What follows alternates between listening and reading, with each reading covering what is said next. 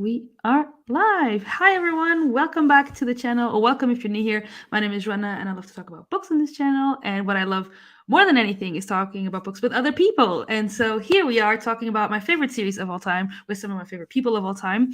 And I would just let you introduce yourself, Scott, Joanna. We're really sorry Alex and Yolene couldn't make it to this live show. We were thinking about you guys, and we wish you were here, but we're also happy that you're doing what you need to be doing for yourselves. So maybe in the next live show, we'll all be together again. So Scott, go ahead and introduce yourself, your channel, and how many times have you read this book?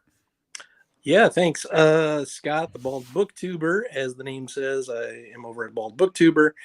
This was my sixth time reading this particular book, I think.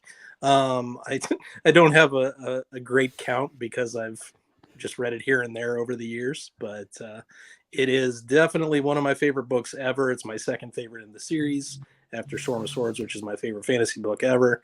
So, yeah, there's a ton of stuff in here that I can't wait to talk about because it has my favorite character doing all kinds of cool stuff. So this has always been a book that has resonated with me a lot. So that is me. Fantastic. My name is Joanna from the channel Joanna or Joanna Reads. And this was my first reread of the book. I read all 5 books a little over a decade ago and absolutely fell in love with this world, with this series, the first time I read the books. And it's interesting because I was just talking about this, I think, I don't remember what video I was mentioned. I think my TBR video. It's interesting because back then when I read these books, I never ranked them. I just loved every single book, like equally. And at the time, I remember I had a much younger cousin who said, "Oh, book 3 is my favorite. It is the best." And I remember thinking, that's interesting. And I read book 3 and I absolutely loved it. But I really loved all 5 books. I couldn't tell you that I loved any one less than another. But upon reread, I've been curious to see how I'd feel. And I have to say, I loved this book just as much as I did the first time. And it was really fun on this reread because I do think certain things popped out to me a bit more on this reread. But overall, I think that one thing that I could say that in general, non-spoiler, that stood out to me is, and everybody's going to probably disagree with me about this because I've heard different people say things in even my comment section about this book. But I think the pacing in this book, well, it really worked for me. For me, I feel like the multi-POV, nobody does it better than George R.R. Martin. Agreed. And even when he introduces new characters to the storyline, like in this book, we get Theon Greyjoy and we get Davos. I feel like I'm always invested in whatever storyline he's providing. And it felt to me, and you could even say this about the prologue itself, but it felt to me like every chapter almost feels like its own little short story in the way it has a rise and fall of action and it has an exciting, perfect ending, tailoring into the next section when that character comes up again, while at the same time contributing to the whole of that character's story arc in the book and contributing to the whole of the story overall in the world. So I'm just so impressed with that. I don't know how he did that. I feel like it's just such a beautiful, intricate tapestry of a world and book. And I was here for it. I loved it. He also does something that I really like where he dovetails one POV into the next, where he'll go from like Sansa straight into Tyrion or vice versa, that kind of stuff, where they're both on page and they're kind of seeing things from their own perspective. And I haven't seen anybody else do something like that or nearly as effectively. So I really like the way he does that as well. That's a really good point because a lot of times when I'm reading multi-POV, and I love reading multi-POV, I think I usually prefer it to single POV. But I find that like if I get to the end of a section in one character and I start the next section in another character, even if it's in the same chapter, it takes my brain a while to like adjust because my brain is still wanting to linger on what just happened. But something about the way Martin writes, he gets you hooked right at the beginning of the chapter for each character he comes back to. I need to go back and study how he does that because it really, really works for me. I'm always like instantly engaged in the next chapter and the next chapter. And I found myself I know, Joanna, you read this in a pretty record amount of time on this reread. Yes. How was that for you? Did you feel like it was pretty easy to get through with the last couple of pages? So I really, I'll say, I think I read over half of the book in 2 days. A lot of it. So yesterday I still had, I think, 9 hours left at 2 times speed. So that would be what, like roughly 20 hours. I think the book is a bit over 30. So I had a lot left yesterday, and then I listened to it all since yesterday, and it was incredible. Like on the one hand, I'm like, I'm such an idiot for waiting so long, but February was insane, so I couldn't read. But on the other hand, I'm like, I want to do the same with Storm of Swords, because it's just like you're there all the time, and it's incredible, and I loved it. And it allowed me to see some parallels between certain characters, and especially two characters that you have a lot of parallels with in the story, which is Jon and Dany. And you see them because you go through their chapters so much quicker. You're like, oh my gosh, yeah, I see it. So yeah, I loved doing that. And this really, doing that with this book solidified the thing that my friend Sophia and I always talk about, how we like slow-paced books. Not that I'm saying that this one is slow-paced, but we like long, slow-paced books that people tend to say are boring. But I don't like getting through books slowly. So even those books, I like to read them pretty like back to back, and it heightens my experience so much. And the book can be long, it can be boring for some people, but to me this book was just so good. And I was telling Scott and John right before we went live that in my memory I didn't like A Clash of Kings as much, but this time it was incredible and I loved it. And I think I already knew I loved the Game of Thrones, but rereading A Clash of Kings is like, oh my gosh, I love this so much. And I don't know what's gonna happen when I reread The Storm of Swords, because I may die. I may die, and I may not make it to the live show because I'm dying of happiness. But don't do that. I know exactly what you mean. And I mean, Scott, you know, because you've read this series so many times. But for me, this is only my first reread of the series. And because I read it at a time when like I hadn't read much fantasy, and it's been over 10 years, and I've read a lot of fantasy now since then, part of me was just scared, like, oh, maybe it wasn't as good as I remembered. Maybe it was because I just hadn't read much fantasy at the time. But no, I'm rereading this and I'm like, I'm like going insane how much I love it. Exactly. Like, I just don't understand. I mean, I get it. I get it. Some people are not going to love this series, but I don't get it. No, I don't get it either. It's got elements and themes that aren't going to be for everyone, which is fine.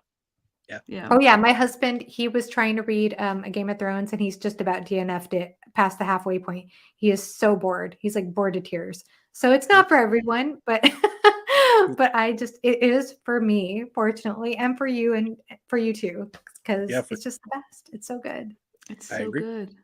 It is so good. And I'll say, I did listen to the audiobook for this one, and it was really good. I actually really like it. I had to laugh about some of the pronunciations, because I was like, oh, okay. There are some problems. Yep. Yes, there are some problems. And I was like, wait, what is he talking about? Oh, okay. Yeah, we're good.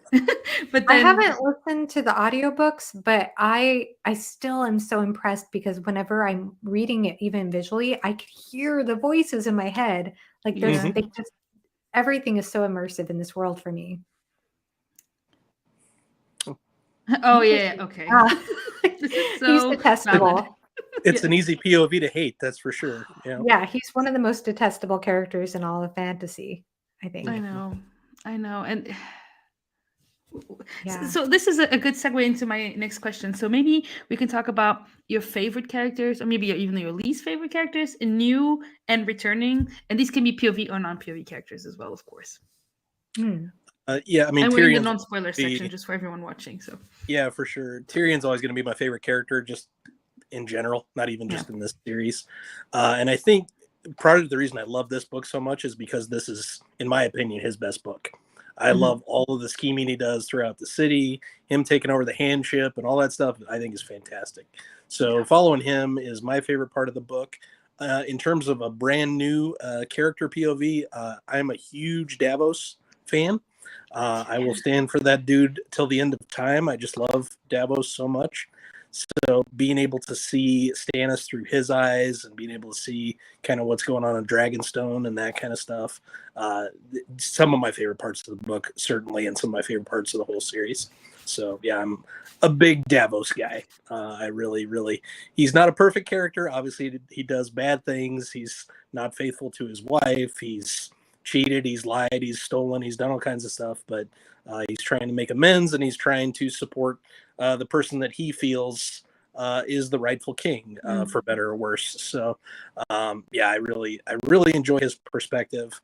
I like how he doesn't trust Melisandre and is trying to steer Stannis away from her. And obviously that doesn't always work out, but yeah, that stuff's all good. And yeah, as far as least favorite character, the heel turn of Theon is a real gut punch for me, because I kind of like him in the first book when he's not a POV. I don't love him, but I kind of like him. So, But he's a character you love to hate, right?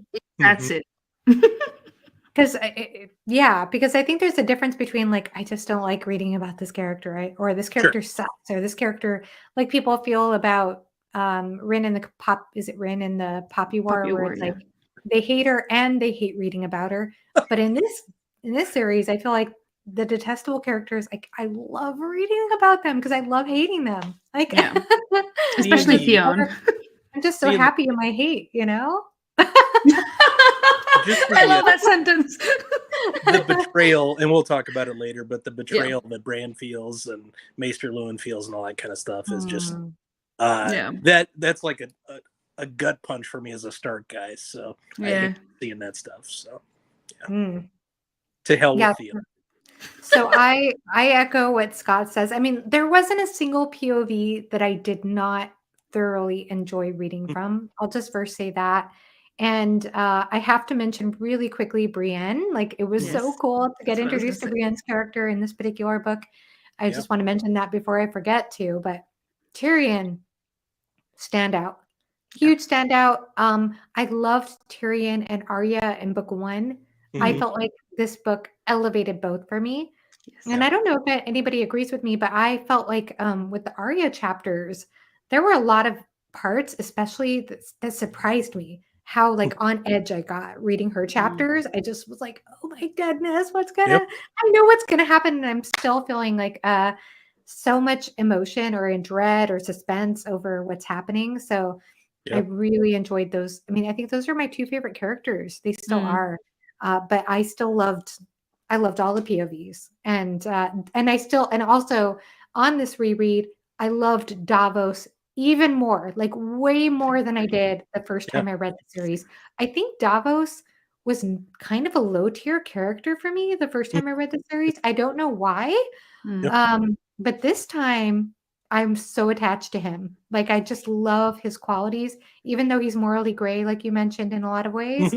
I just think there is a part of him that does show a sense of integrity that doesn't come from it's not like I don't know, something about me appreciates a character who is screwed up and is willing to take responsibility and come from integrity from that place. Like that there's something about that I really enjoy about his character. It's something I haven't seen in this series yet. I like how he get. Oh, sorry, I didn't. Go for it. I like how upset he gets when he sees, people turning their banners and that kind of stuff, because it's things he would never do. He would never see the tide changing and switch allegiances. So seeing how that impacts him, like that hits me pretty hard. I like that aspect of his loyalty. Yeah.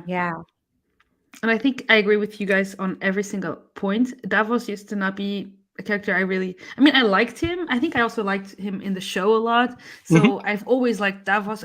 But in the book, it was never like, oh yeah, I'm excited to read about him again. And this time around, absolutely loved his chapters. I love being in his mind. I love seeing the way he also just had his son that was there, and then how he was like, well, just everything in his inner monologue, I just loved. And then Brienne, of course, I love her. And Tyrion, just in this chapter, I was always blown away by how many steps he was ahead of everyone else in his head, and how he just like when he does the tells 3 different stories to see who's going to betray him. And I'm like, you're so clever. Like, and you can contrast this with Ned, who arguably for the first book is his book, and then you have this book being Tyrion's book in that sense, and then you see both players playing the Game of Thrones. Like, oh yeah, Ned, you were not ready for this at all. That's another number 3. I was talking about, how I kept noticing the number 3 in this book, but that's another number 3 that he was testing 3 betrayals. That's a good point. He was. If you go back to, because Dany is like the child of 3, bride of 3, all the 3s. If you go back to her very first chapter ever in a Game of Thrones, there's so much 3 stuff in there. Really? I highlighted so much of it. It insane. No. Insane. That's interesting. I mean, she has the 3 dragons, obviously. Yeah, she has too. everything is 3. Well, yeah. So Oh, let's see what people wow. said. Sansa is growing in this book. Yeah, I agree. That Sansa hap- was so much better Yeah. in this book. Yeah, that happens. Tyrion being everyone's favorite, of course. And I guess Alicia doesn't agree with you. She hates reading about Theon. Ooh, I mean, I that's hate Theon, but fair. That's fair. Yeah, and I yeah, mean, there's some cringy I love this. talk about women through his perspective. Oh my gosh, Yes. he said It's he's the so worst. but he's such an idiot too. You're like, stop That's also it. Yeah. When Yeah. he's with his sister and he's just like, man. when you just know it's her and you're like, this is so cringy. Like, why? I lived for it though. He so deserved it. Yeah, absolutely. Man. He literally goes on a mission for Robb to get help for that cause. Mhm. Because his dad isn't into that, he immediately switches allegiance and says, "Well, I'll show you. I can take." Like, I hate it. I Yeah. hate that heel turn. It's the worst. It makes me upset every time I read that just diabolical switch. And as you were just talking about Davos not switching, you have really these huge. I feel like in this book, you have so many contrasts between characters. Yep. You know, you Yeah. have them two, and then we can just go on about this. You know what? Something that stood out to me this time when I was reading, and I think I don't know, this is a subtle thing. And I'm thinking probably more of some YA books I've read in the past. But the way that he does dialogue, I know we can talk all day about how great George R.R. Martin is For at sure. dialogue, Yep. but the way that he does dialogue between siblings to Mhm. me is like perfection. Because whenever I read a fantasy book and somebody says, "Oh, brother," "Oh, sweet sister," it feels so contrived. I'm like, Yeah. I have 3 siblings. I'm like, I would never call my brother, like it just like, ugh. But the way he does it, whenever Tyrion's like, "Sweet sister," it's like there's such a what's the word? Like a sarcasm behind it that like I just it works so well. And the same thing between Asha and Theon too. Yeah. Like their banter back and forth, it feels, even though a sister would never realistically grab her brother that way, the way that they banter back and forth, I feel like I can believe that they're siblings. Like I just, Mhm. it always feels authentic to me the way he does that. I actually really like Asha as a character. I like the way she Yeah. sort of introduces what it means to be Ironborn and kind of Mm. earning your keep, I guess. Like she's got people loyal to her, all this stuff. And Theon, who is the male, like nobody's loyal to him. Nobody has any Yeah. regard for him whatsoever. They see him as an outsider now and a Stark. So yeah, I really I like feel all like, of it. oh, I'm sorry. I didn't mean to. No, go interrupt. ahead. Go ahead. No, I love what you're saying because I feel like if there is, I mean, one of the themes I think that comes through this as Clash of Kings is about like how to rule and Mhm. how to acquire loyalty from your Mhm. followers. And I feel like there's a lot of statements like that. Like I know I mentioned this in the prologue video about how I have this memory of Ned through Rob's perspective, I think, saying, in order to get men to follow you, you need to have them know you. And Mhm. then Half Hand says to Jon Snow Yep. in this particular book, you need to know your men. And he even tests Jon. How are you going to act with that? With what's her name? I cannot think of her name now. The Egret. wildling. Secret. Thank you. How are you going to? It was a test because he wanted Correct. to know how Jon would behave, and so you have to know the people that you're leading. And I feel Mm. like that way with Asha, like she knows the Ironborn men, Mhm. and Theon, it's not earned because he doesn't know them, and Mm. he's just expecting them to follow him because of blood or because of because he's the son and because he's a Yeah. man. Yeah. Which So really it's like, means nothing on the Iron Isles. Like they don't care about. Mm. That's not part of how rule works out there, which is cool. and it's crazy to me because I'm like, you grew up with Ned. You Mhm. saw how a real leader is supposed to be, and that still did not influence him. It didn't. He's so dense, like he didn't get it. You get And yet he's that not Iron Theon doesn't Island really smart. learn. He, he's not the most intuitive of people. He No. doesn't really pick up on stuff. He's just there for himself and for his own glory or whatever you want to call it. He Yeah. doesn't really learn from the people before him or the people doing it better, or the people that he should be looking up to, which is unfortunate because he has been in battle with some great people. He's lived with a great family. Like none of that stuff means anything to him, unfortunately. Yeah. Yeah. I have a question for you all about that.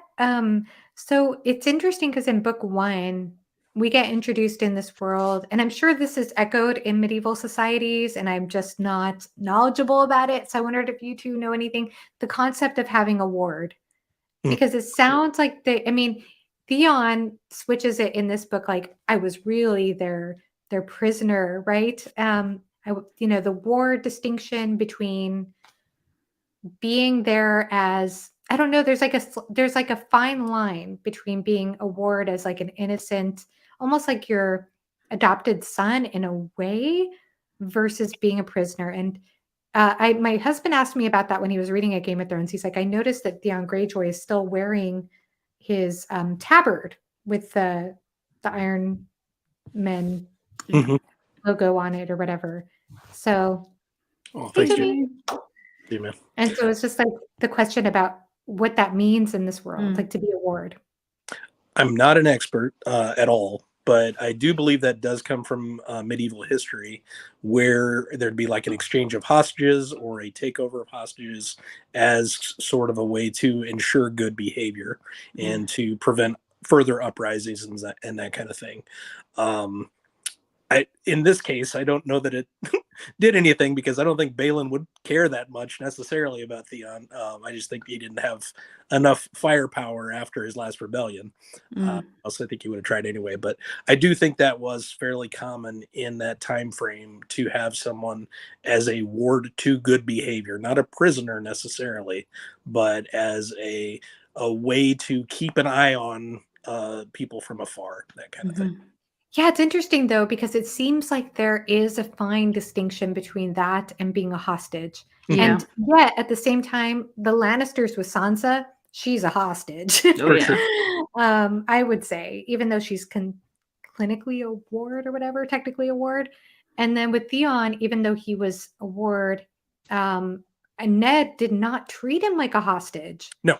I didn't get that impression. No, treated And so him like I just find that distinction really interesting, because of course Theon switches it in his mind. He's like, I was really a hostage. I was never a son. Cry me a river, As we Theon, know, seriously. He doesn't. Yeah, I want to look into that more. I kind of want to learn more about how that worked historically, because I just find it really interesting how it works in this book. I wanted to bring this comment up because this is something I was going to say as well, about learning to have to know your people to be able to be a good ruler. And I guess we can talk a bit about spoilers now, because we have already kind of touched upon a few, and I think everyone in the chat has already read the book.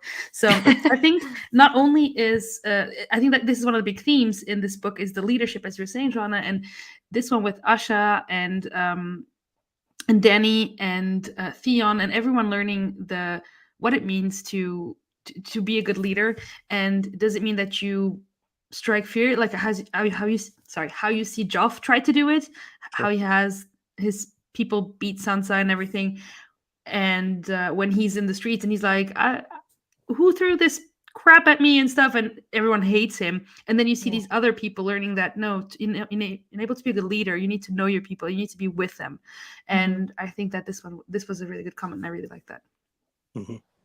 Yeah. And we also see it about Bran, because he's taking over the leadership in Winterfell, and he also thinks about what makes a good leader. How do I need to do this? And he still thinks, but Robb is the Lord of. Oh wait, no, Robb isn't here anymore. So I feel bad for Bran, because he doesn't want to be the prince. He always wanted to be a knight, but he's in this princely role, and you would think, oh, being a prince is a place of privilege, but he doesn't want it. I really love Maester Luwin. He's another of my favorite characters. And I like how he's trying to influence Bran to become a knight of the mind, like he is, a maester. I like that kind of stuff, which of course Bran's having none of that. He doesn't want that life either. But yeah, it's nice to see that he has someone to give him great counsel. Obviously, there was no way to foresee what eventually happened and the castle being taken over and that kind of stuff. But there was, because we had someone with a fantastic prophecy on our hands. The Reed siblings. I love those siblings as well, by the way. The introduction of Mira and Jojen in this book. Oh my gosh, I loved it so much. I need some Helen Reed on the page. That hasn't happened. That's I mean, yeah, we had those prophecies, but obviously Bran didn't know what they meant. Jojen No. doesn't really know what they mean. Nobody knows what they mean. So I don't know that could have prevented anything. So. No. Hmm. So about I think as we're talking about Theon, Bran, and all of that, so maybe we could stay in this POV a little bit longer. When they leave, when they're hiding in the crypts, I just love that part. I just love the I don't know, just the feeling that they were down there with the Starks protecting them, and how they mentioned the deeper parts of the crypts. Like, can we just go to those? I just know there's something there, and I just want you to take us there, George. And you won't. Every time we're about to delve deeper into these crypts, he's like, nope, just kidding. So I'm very much looking forward to seeing more of those. And we also have, if I'm not mistaken, we have Bran working for the first time and like understanding what it means and realizing, okay, he has his third eye open, and then he closes the third eye to open his blind eyes, as he says, which I thought was really interesting as well. So, anything more you wanted to say about Bran / Theon / the Reeds / the Boltons? I just like to say that I liked the, we're so used to just the axe and George is taking everybody out, and to learn that Bran and Rickon were okay. I remember reading that the first time around, and I was surprised, and in a good way. Like I was excited to see where they went, and just the joy in Maester Luwin as he's laying there dying, knowing that his boys, because he thinks of them as sons, really, knowing that they're okay and they're going to have life beyond this. I love all that stuff, and I think it's an amazing way to end the book. I will never forget how I felt the first time I read that Clash of Kings, and I thought that he really killed them. I'll never forget. But he did kill 2 boys. I mean, that is something to notice that's unforgivable. And it's another way to show the difference between nobility and the regular folk. The regular folk are kind of expendable in this world, which isn't great, but it's the way that it's shown. So yeah, they don't really matter. Oh, yeah. It's powerful. I really liked, by the way, I guess as far as the, oh my gosh, the phrase are concerned being there. I liked, by the way, the game, because I had forgotten about it. The river game that they had. The person on the standing on the river or whatever. I don't know why. I just thought that was clever.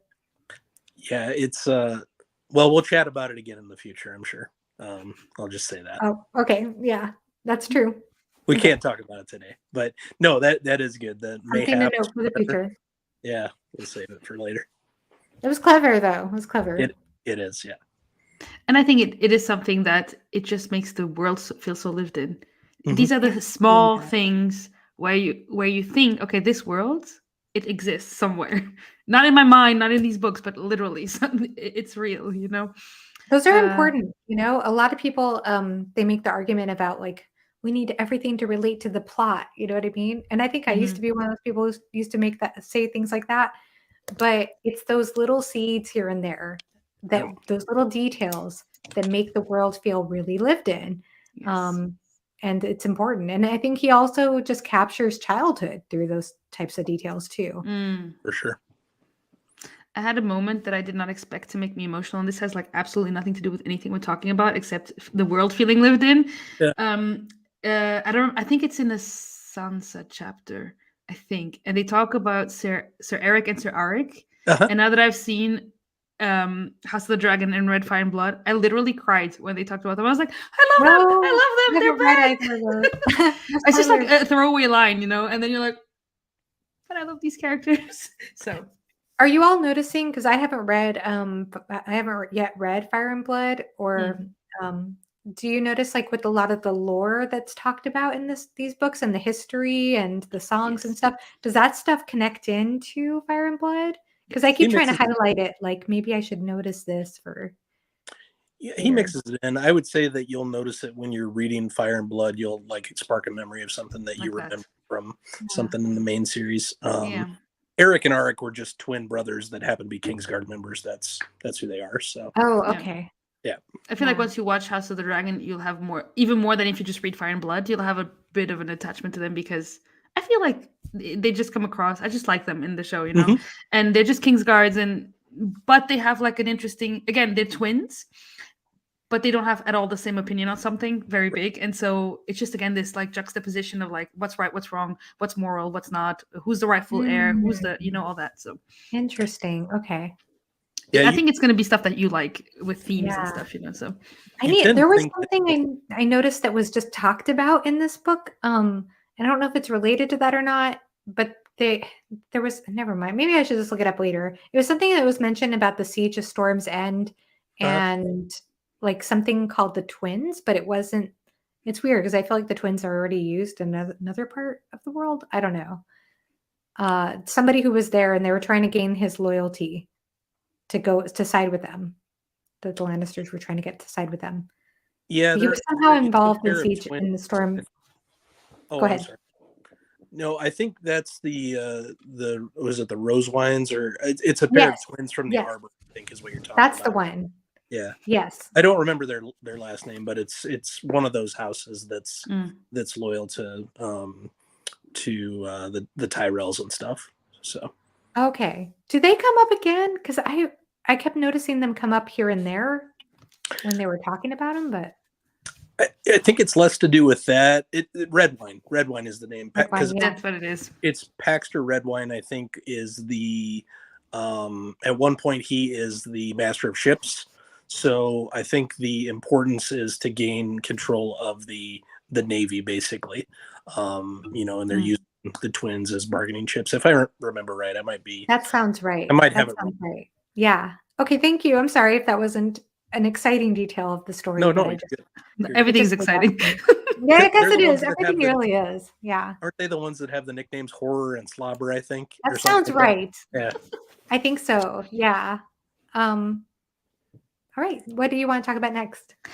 Something that just came to my mind, and again, this was not in my topics that I told you about, but I have a question. What was the song that Sansa sang to the Hound, or the story she told him? Oh. Was it them? I feel like that story was so prophetic, and I don't what remember. story was it? Sometimes I don't remember a story. I remember a song that she sings to the Hound, and it was all about like gentle mother, let us find kindness. I guess motherhood is a big theme in this book, so yeah, it we is. could talk about totally that. Is. Motherhood is a huge theme in this book. Yeah. Sorry. Go ahead. I keep interrupting. I'm sorry. No, I interrupted. Go ahead. The song I remember her singing is about the Seven. So it's the religious song about gentle mother, font of mercy, and all that kind of stuff. Okay, so I'm getting it wrong. It was something that someone else told a story that felt so prophetic. It felt like, okay, this is definitely foreshadowing for something. Someone tells a story to someone else, and then someone's like, "This is a dumb story."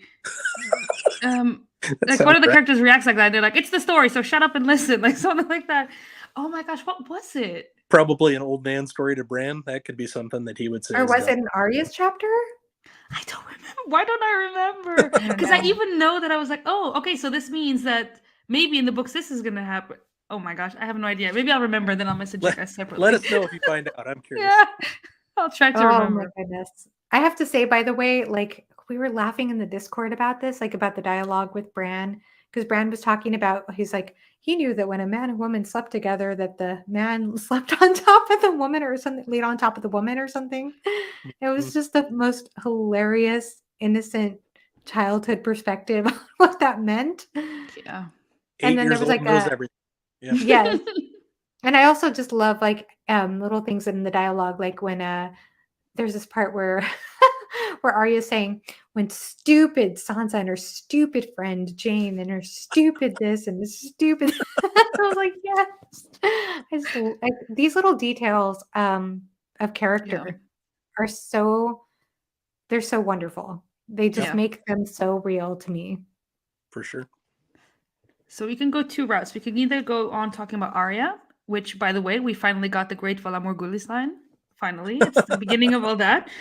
Or we could talk about the theme of motherhood in this book. Which route would you rather go? Because I think both are very good. So we will cover both at some point. So up to you. Should we go with the theme of motherhood?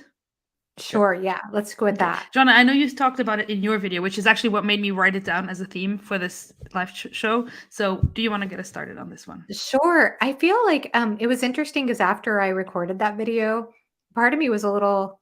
There were some things that, like, after you film a video, you're always like, I wish I had talked about this, or I wish I had thought to add this.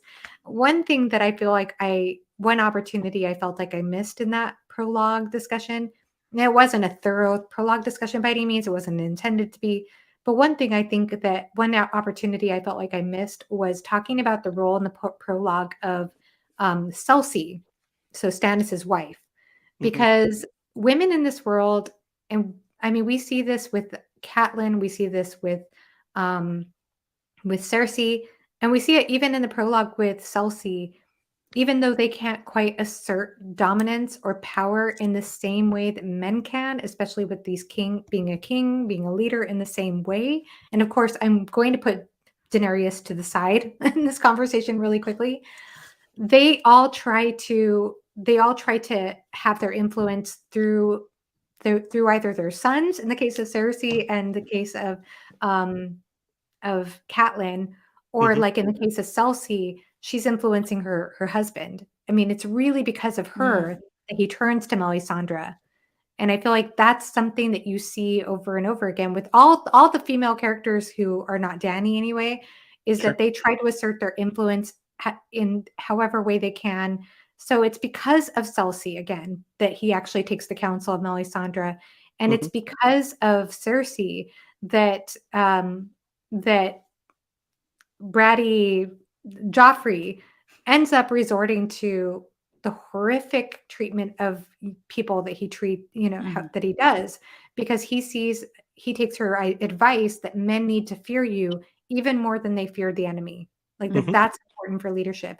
And then with Catelyn, even though she's tried, she's obviously had a lot of influence on Robb and tried to give him a lot of counsel, she takes it upon herself to try to get Renly and Stannis to understand who the real enemy is, kind of like what Crescent was doing in the prologue as well.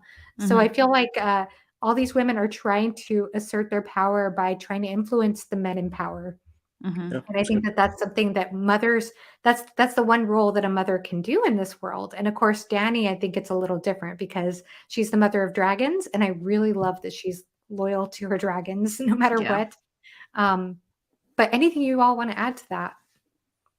And it's funny how, now that you're talking about this, the two women, okay, Dany is a mother, but she isn't a mother, and we see her and Asha being very much paralleled in that they are gaining power for themselves by doing the stuff that needs to get done. Whereas we see the other women that have had kids, kind of what you said, they are trying to influence the men in power. And this harkens back to a discussion that was had in House of the Dragon, where one character says to another, aren't you sick and tired of watching other men take the throne? Didn't you ever see yourself on the Iron Throne? Don't you ever want to do something for yourself? And it's really that discussion of what power can women have in this world. And I thought that was really interesting to see. Yeah, I wish we had more perspective of Dorne at this point, because there is matriarchal lines as well as patriarchal. So it'd be interesting to see that, where succession can be male or female. But almost everywhere else, obviously, in Westeros, it's the male lines that inherit and have the power. So it'd be interesting to see that other perspective. And then obviously, Dany's playing by a completely different set of rules, being in a completely different place. And Asha, the Iron Islands is sort of part of Westeros, but mostly they're just doing their own thing and raping and pillaging and doing awful things to people. So, kind of get by that way. But that's I think a really good point about needing to wield power through husbands, sons, etc. Yeah, I really find it interesting. And I think it's pretty obvious, but I know I'm not the first to say this, in other words, but I think it's really interesting, just again to contrast even just Cersei and Catelyn, because they're on opposite sides and they have different motivations. Because Catelyn doesn't really care if Robb is the king of the North. I don't think that that's her number one priority. Her number one priority is, I just want my daughters to be safe. She doesn't even care about getting revenge. Right. And with Cersei, I think that she does want her son on the throne, and she wants the power. She is more power hungry. but they Yeah, both that's fiercely care true. about their children, and you really see that come across, and they both feel they've been wronged in the world by being women. Mm. I definitely Sorry. think that's true, but I also think that Catelyn's perspective has changed over time. Because Mm. obviously she was very all about putting Sansa on the throne and all this stuff. And now her perspective has changed, believing that some of her kids have died. Arya's lost to her. Bran and Rickon, to her knowledge, are dead now. So I think keeping her remaining children safe has shifted her perspective from I want power for my family to I just want everybody alive, Yeah. surviving. So I think that has changed somewhat over time. Yeah. And I think you see that definitely, where now her priority is to get everyone back to Winterfell, everyone, and even you see her change praying to the old gods. Where in the first book you have that chapter where Ned is in the Gods Wood, Sure. or is it her chapter? I don't remember, but it's really clear that she is very uncomfortable in the Gods Wood, and she Yep. doesn't feel like she belongs. And here, everyone is praying to the Seven. She's like, I'm gonna go pray to the old gods. And so Yep. she really just switches things, and I think she understands more like, all this power crap doesn't matter. I just want everyone to be together. I want my husband back. I want everyone to be safe. And yeah, I feel like I feel- maybe couldn't have even said this in our first live show with A Game of Thrones, because so much comes to fruition in this book and in the third book, by the way. But Mhm. I feel like there were so many scenes in even the first book, but even in this book, of characters praying for something. And Yep. because this was a reread for me, and I'm sure you've seen it more, Scott, than anyone, every time they pray for something, it does not go Yeah. the way that they pray for. Yeah, I think I like the way that Martin handles religion, because Yeah. there's a lot of ambiguity. There's a lot of, are any of these gods real or none of them real, Mm. which I think is cool, because you see the different aspects of faith and that kind of stuff showing throughout this series, which I really, really like. And I do think you're right. It seems like for most people, wishes or prayers are really wishes, and they often don't come true, or something the opposite of what they're looking for comes true often. So Yeah. Yeah. But as far as Alicia's question, I'm so sorry. Did we answer that? That's what. I don't think No, we. I wanted to close off the motherhood discussion about replying to this question. Yeah. What do you think? Do you think it's more positive or more negative in the book portrayed? Oh, that's a hard It's question hard, to answer. isn't it? Because I think it depends on whose chapter you're in. Because as you were talking even about Stannis' wife, it's one version of motherhood, and then you see Cersei, and it's another version, and then you have Kat, and then you have Dany in a way, Mhm. and it's just everyone, and even Lysa in book one. You have all these Oh mothers that are. goodness. Ugh. Let's talk about her. Let's not. That'd be Okay. fun. I'm kidding.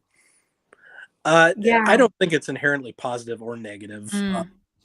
I think that, like anything else, it's kind of up to the reader to determine what to take out of it. And I think there are probably some things that are positive about, the different mothers in this series, but as with anything else, there's the dark side of things as well. So I wouldn't call it inherently positive or negative personally. I think it just depends too. Like I'm thinking about poor Sansa when she's bleeding Mm-hmm. and what that Oh, means. Yeah. poor When she has her girl. first blood. Yeah. And what that means for her. Yeah, Scary. wouldn't Cersei be the first person you would want to have with you in that situation? That's great. No. Isn't No. No. it? Terrible. You'd want everyone except for her. Exactly. Terrible. Yeah. There was this question we didn't reply to. Do you think that the Hound has some romantic feelings for Sansa? I don't think so, personally. I don't know that the Hound is capable of having romantic feelings for No. anyone. Yeah. Lust, I'm sure he can muster up, but I don't think in terms of I don't think he's a romantic love type of person. I think the Hound is a rogue. He's like I think of him as like a rogue character. Mhm. And I think he's a very traumatized character. And hi, Victory. And I think that his portrayal of trauma and the way that he responds to Sansa is interesting, because I feel like on the one side, there is a part of him that's compassionate towards Sansa. You can sense that at times. Yeah. So I think there's part of him that holds on to that innocence, and then there's a part of him that hates his innocence, and that's him mocking Sansa too. Yeah. Yeah. This comment is thank you, Rick, for making such a good comment. Yep. Yeah, the Hound's compassion for Sansa, even that is pretty gross. Like, it's just go along with what Joffrey says and do what he said to save yourself some pain. Like that. Yeah, That's the most compassion you can muster. That's not. It's not screwed ideal. up. It's awful too. I mean, speaking of leadership, it's like he's his dog. He's like, "Come on, dog," just calling him his dog. It's just, yeah, I feel bad. I don't know. It's hard not to feel sad for the Hound, I think, on some level. Yeah. Knowing what He's he got went through as a awful child. backstory. That's true. Yeah. Does. But I agree. At the same time, like, I don't like the way he treats Sansa either. Nope. So, No. I mean, really, the gray morality, I know everybody talks about these days, but it really is complex in this series, in my opinion. I don't think I've ever felt more tested morally in a book series before as I have in this one. For sure. In some ways. I don't know. Malazan gets pretty close too, or goes there too, but it's tough. It's tough. These characters are pretty detestable. Yeah. I think probably so I'd say the Mountain might have the award for worst brother in history. Yeah. So that's something. Just a terrible human being in general, of course, and the way he treated the Hound is detestable, of course. Yeah. I really like that. Yep. So another theme I wanted to touch on, and then we can go more maybe into other things that are a bit more just like going through the plot or going through the characters. But a theme I wanted to touch on is that I picked up is identity, and we see this through different characters. We see this, of course, I mean, our main character to talk about identity is Arya, with all the names she gets and how she sees Jack and change his face. She's like, how can I do that? I need to learn this skill. This is amazing.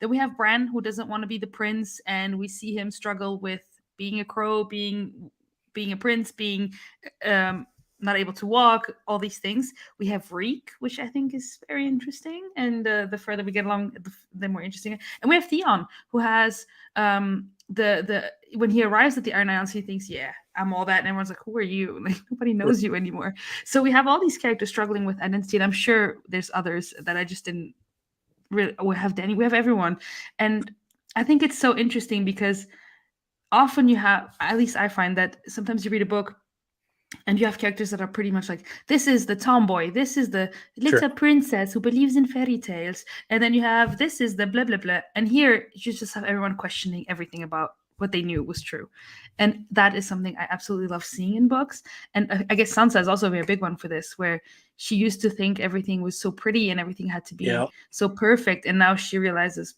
this is not how it is. Oh, yes. Yes. So you started with Arya. Can we start with Arya? Yes, absolutely. So one thing that really stood out to me, in addition to what you were saying about her wanting to learn how to change faces and everything, was her struggles really came off the page to me, as she wants to see herself as this wolf, and she's spending her nights practicing with Needle up on the trees, doing somersaults or whatever. But then at other times, she feels like she's this little girl again. And she's constantly going back and forth between, I'm this little girl, and she's like, no, I'm the ghost of Harrenhal. And just seeing that struggle, that conflict within her, I think it was pretty powerful. And you never really get to see her. You see her win in some ways, and at the same time, she's still limited. And I think that it adds a layer of like, this is adult fantasy. Like, we're not going to just bust through and be glorious here. We still have some challenges to defeat along the way. I like her stuff with Roose Bolton. I think that's all really good when she's like his page or whatever. And like, she's asking him these direct questions about, are you going to take me with you? And like, she should know enough about the Bolton family to know you don't want to make this dude mad. He's just, you don't want to get that type of punishment that he's able to deliver. But I like that he sort of indulges her a little bit, and basically tells her, don't ask me questions again. You're not here to question me. You're here to serve. Like all that stuff. I think it's really, really good. Yeah. I I love what loved you her said. chapters. And I love what So Derry said, the comment you just highlighted. yeah, She's already begun hiding facets of herself and choosing Mhm. which face to present. She has to, because she Mhm. knows she has to do that to survive. I mean, she really is a prisoner there in Harrenhal. yeah, But I and even love on that. the And like road. when she's pulling off the leeches, I love how she's it's just so perfect. Because it's like if Sansa was in that situation, forget Forget it. it. But with No. Arya, she's like, it's just a leech. You know, it's Yeah. awesome. And she takes a lot of careful attention to the names she gives Jake and Hagar. Like Yes. she gives the first one was like her master. What I can't remember, was it Weiss or whatever his name Yeah. was? And she's like, "Well, I just wasted that one. I better be more careful going forward." So being very selective and careful about how she uses those deaths, and then telling Jake and I want you to kill Jake and Hagar to That get him was to help so out, good. which is crazy awesome. I love all that Mhm. sequence. That was so powerful because it seemed like up until that moment, he could have been, I don't know, like there was a power, even though he was owing her, it Hmm. almost felt like he was the powerful, handsome Mhm. Hmm. one that she could aspire towards or even go into a mentor role. And for me, her choosing his name, that was such a powerful play on her part. Yeah. Such a Yeah. powerful strategic play that I just did not see coming. Yeah, it was cool. Yeah. I love It was that so very much. cool. And you see, even he's like, "Oh, I didn't think she would help with this." Yeah. I've And been did anything outplayed. I'm sure some of you caught this, though I didn't catch this until I think the reread about how and we were talking about in the Discord about like the part where the Frey says, "I'm going to marry a princess." And she's like, "I hope your stupid princess dies," or whatever. And then you make the connection as a reader, "Oh, that was supposed to be her. Hmm. She was Yeah. supposed to marry one of the Freys according to her mother's plans." Yeah, the Boltons Yeah. are Yeah. so Terrifying. Yeah. terrifying. Indeed. They're so It's scary. that is one of the most, like it's so sad whenever, who is it? The Glovers? Is it the Hmm. Glovers who escape Yep. without her, and she doesn't tell them who she is, Yep. but That's what she I was does gonna say. hide who she is, just like what Mm. Jerry was saying, she's hiding different facets of herself. She chooses to be the little girl in that moment, when she really needed to step forward and be Arya in that moment. Yep. And when he asks her what her name is, when Bolton asks her, and she says Nymeria, and then she's like, "Oh, I miss her too. I miss her too." Yeah. I Yeah. really like this comment as well. The contrast between John and Theon, Mhm. both being raised by families um, with inclusion. Well, he wasn't really loved by Cat John, but other than that, yeah. But both react very differently, and you see that both got something very different from their living with the Starks. Mhm. And so That's a really good point. Yep. I really like that comment. I mean, you could make the case, well, Ned was John's real father Yeah. and always treated John as a son. And John always reflected on that, how he felt that his father always treated him as a father. Whereas Theon, I don't know. I really never got a sense of how that dynamic was between Ned and Theon, or how that I know Catelyn never seemed to really like Theon. She never Yep. trusted him, obviously. Yeah. But it's a little unclear about the dynamic between Ned and Theon. And clearly, yeah, I don't know. I don't think that Bran liked Theon. I don't know. The sibling I think dynamics with Theon is kind of complicated too. because we see Theon the first time through Bran's eyes, and I remember just thinking, "What an idiot this guy is," you know. And this is because you see it through Bran's eyes, so Mhm. it must mean that Bran thinks he's an idiot too, or at least he brings it across that way. So I Yeah, don't think he liked him much. yeah, Yeah, because it's Theon kicking the head of the black brother that escaped and stuff, and everybody Wanting to else kill is the taking it puppies. super seriously, and it's just a game for him, Yeah. which is not different than how he is in real life. Like that's just one little aspect of how he treats life, basically, and people. Yeah. yeah. Yeah, what Derry was saying, I love Derry's comment, by the way, on my video. And she also brought up a really interesting point about like what the titles mean to people, because Theon Mhm. and Stannis are both going after this title of king. Yep. I should just read your commentary because it was so good. It was so articulate. But But yeah, it's really interesting just to see that the contrasts of these characters. And it's interesting because you do see characters that have a lot of similarities. So I definitely see a similar insecurity in Stannis as I do in Theon. Both Mhm. of them are insecure in themselves. They don't trust people. I feel like Stannis has it's more of an like there's more of like a indignation type of feeling to it. But with Theon, I feel like it's more insecure. I feel like it's more overtly insecure, and they go about manipulating that in different ways. Obviously, Stannis goes towards using religion and belief, and Theon goes through trying to exploit the weak, and it's just disgusting the way they go about it indifferently. But it's really interesting to me in this series how you do have these characters that are kind of similar in their insecurities or similar type of archetypes in some ways, but they're all so distinct from one another. Mhm. Yeah. You would never mistake one person for another. That's true. It's interesting with Stannis too. He thinks he can just pin a letter that says Joffrey's the product of incest, so automatically that makes me king. And he thinks people are going to react favorably to that. And Tyrion just laughs at that and says, "Whatever, just let the letter go. We don't just say that it's. We'll just ignore it, and people will say it's nonsense." But And it which still works though. obviously it's all true, but nobody believes it because nobody pays it any credence, which is really funny to me. But they do, don't they? I mean, a lot of people in King's Landing start mocking Joffrey as being the son of incest, and But none of those people have any power to Yeah. change anything.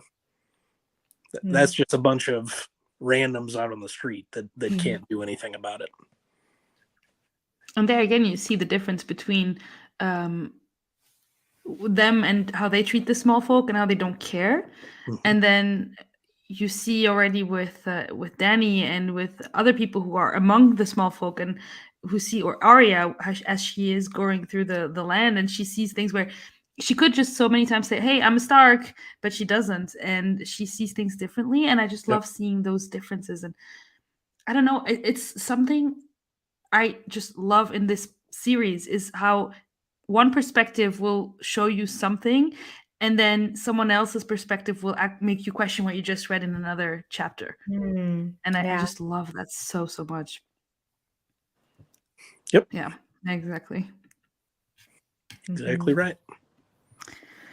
So we were talking about Arya. Is there something else you wanted to say about her?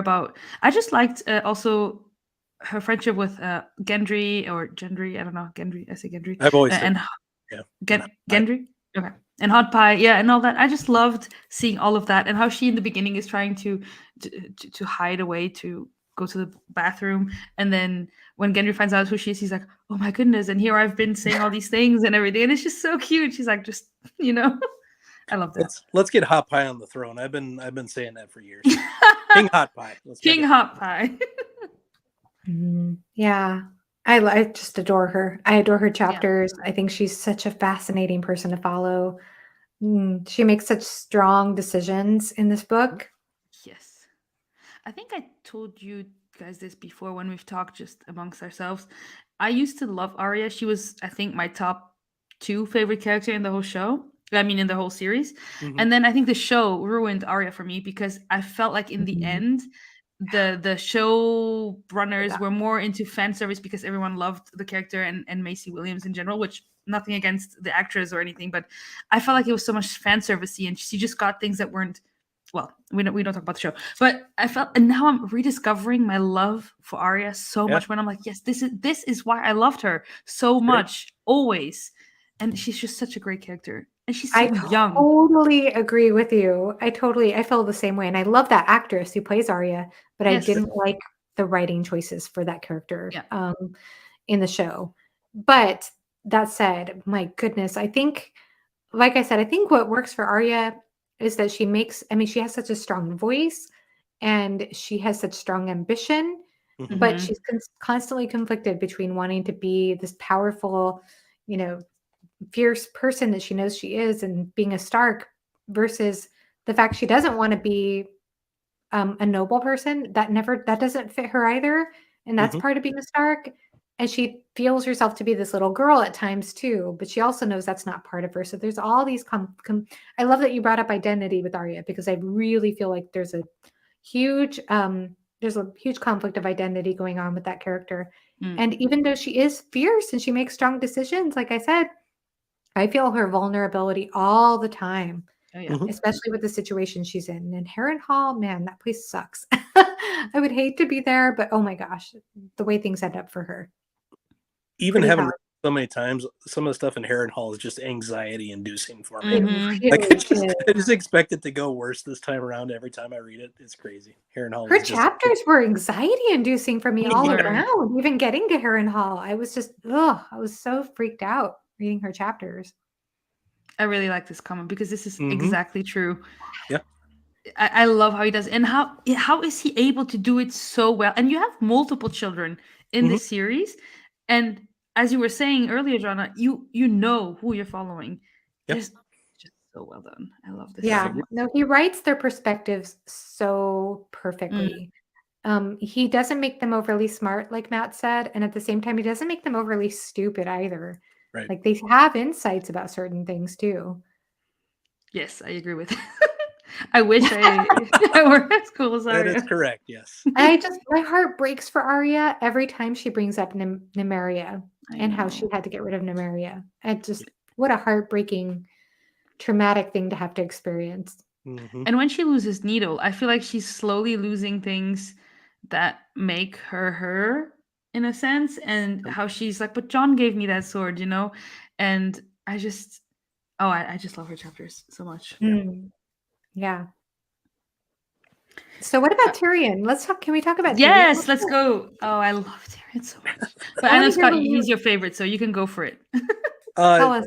I mean, he's always the smartest guy in the room. I Yes. just like people that are smart. I like everything where he is interacting with Cersei, and she has this delusions of grandeur that she's the smartest person in that setting. She thinks she's the one that's out plotting and out scheming, and it's not even close. He's 10 steps ahead of her every time. I love all that stuff. You mentioned it earlier, but the three letters that he sends and he entrusts with each of Varys and Littlefinger and Grandmaster Pycelle. And I really like that he says to Pycelle, I had hoped you were the loyal one. I Mm-hmm. wish I could have counted on you. You're you're the one that I should have been able to trust, and you're the one that's the problem. So I love all that stuff. It's so good. And of course, he's the one that comes to Sansa's aid when Joffrey is having her clothes ripped off and having her beaten and all that kind of stuff. And I really like how he swoops in and protects her. That's all really good stuff. I love it. I love it. Even though he has the height disadvantage and people mock him for it, he's the Mm-hmm. one who stands up to the bullies. Mm-hmm. Yeah. Pretty impressive. Yeah. And also, where already in the first book he goes into that one battle, like into the battle, and then in this one as well, Yeah. and you have Joffrey just hiding behind like all of his armor and everything, and Tyrion's just like, "Screw it, I'm going in," you know, and gets almost his face chopped off and everything, and it's just, and I love when he wakes up from his coma, and he's like, he thinks something that makes sense. He's like, "Ah, my wits are coming back, so it's not as bad as I thought it was." You know? That's so funny. I He's love trying to him. get the hound into battle, but the hound won't go because of the wildfire Fire. and the trauma of being burnt. And he's like, "Should I get you a bowl of raspberries and some milk or something? What? You're here to fight.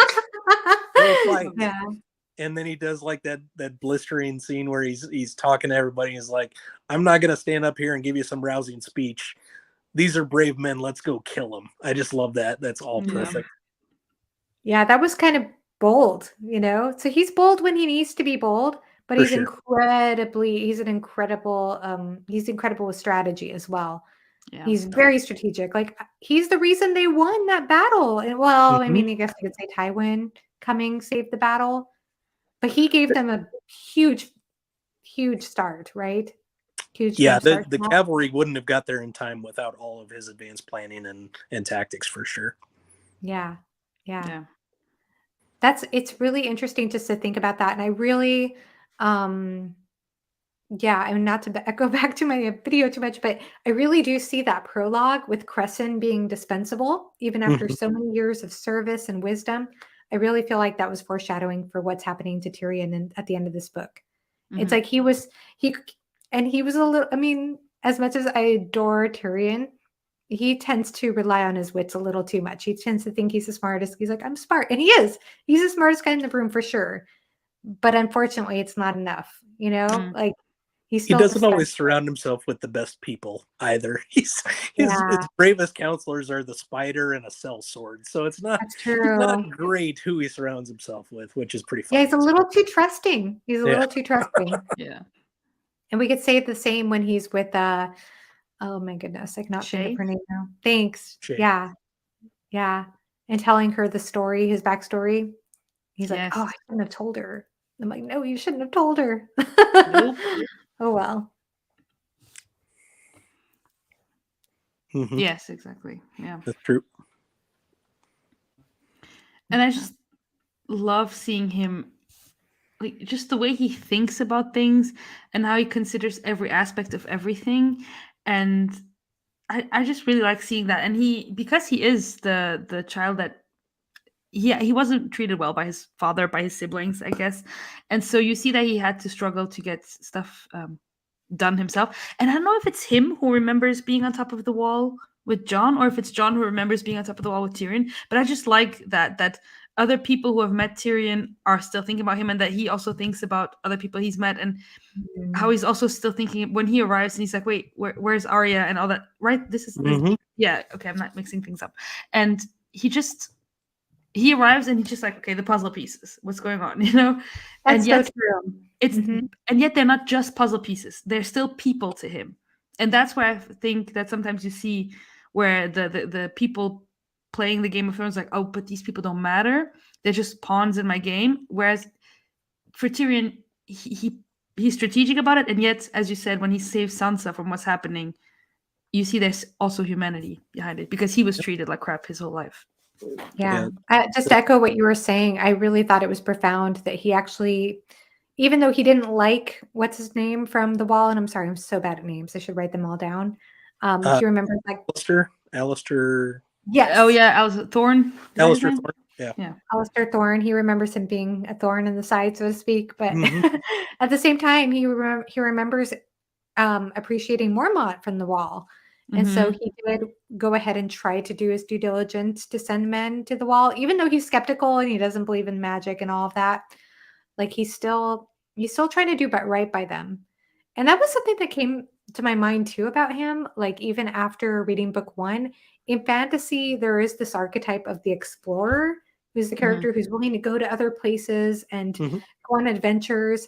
And it's interesting because actually Tyrion fits that role. He didn't have to go to the wall. He chose to Mhm. go to the wall. And why not? He just wanted to be exposed to the world. And I Mhm. think that says something about his character, says something about his open-mindedness, about people and about the world, and about knowledge. And so I Yeah. think it's really incredible to see how that stuck with him, just like you're saying, Joanna. Yeah. Yeah, definitely. And I love seeing that. And here, Jack had a question about his love actually for his family. Does he really love his family? And I think that the more you read and the more you discover Tyrion, you know that the answer is absolutely. And I think that says something about him, about being able to really fiercely love his family despite everything they put him through. Because I Yeah. think most people would have said, you know what, you guys are horrible people. Screw you. I'm out of here. You deal with your own BS. Bye. And he doesn't. He still loves them. In particular, his brother and his father, right? Because Yes. Yeah. he feels like Jaime has protected him, and sees him as the There you big go. brother protector figure. But for better or worse, he really is Tywin's son. He's his father's son. They think the same. They understand tactics and strategy the same. When they're conversing, nobody else needs to be around because they can figure it all out. And even that first conversation he has with Cersei, he's laying it out for her. Here were all the terrible things you idiots did in my absence and father's absence. And she's like, well, I didn't consider that. And he's like, well, father would have. I did.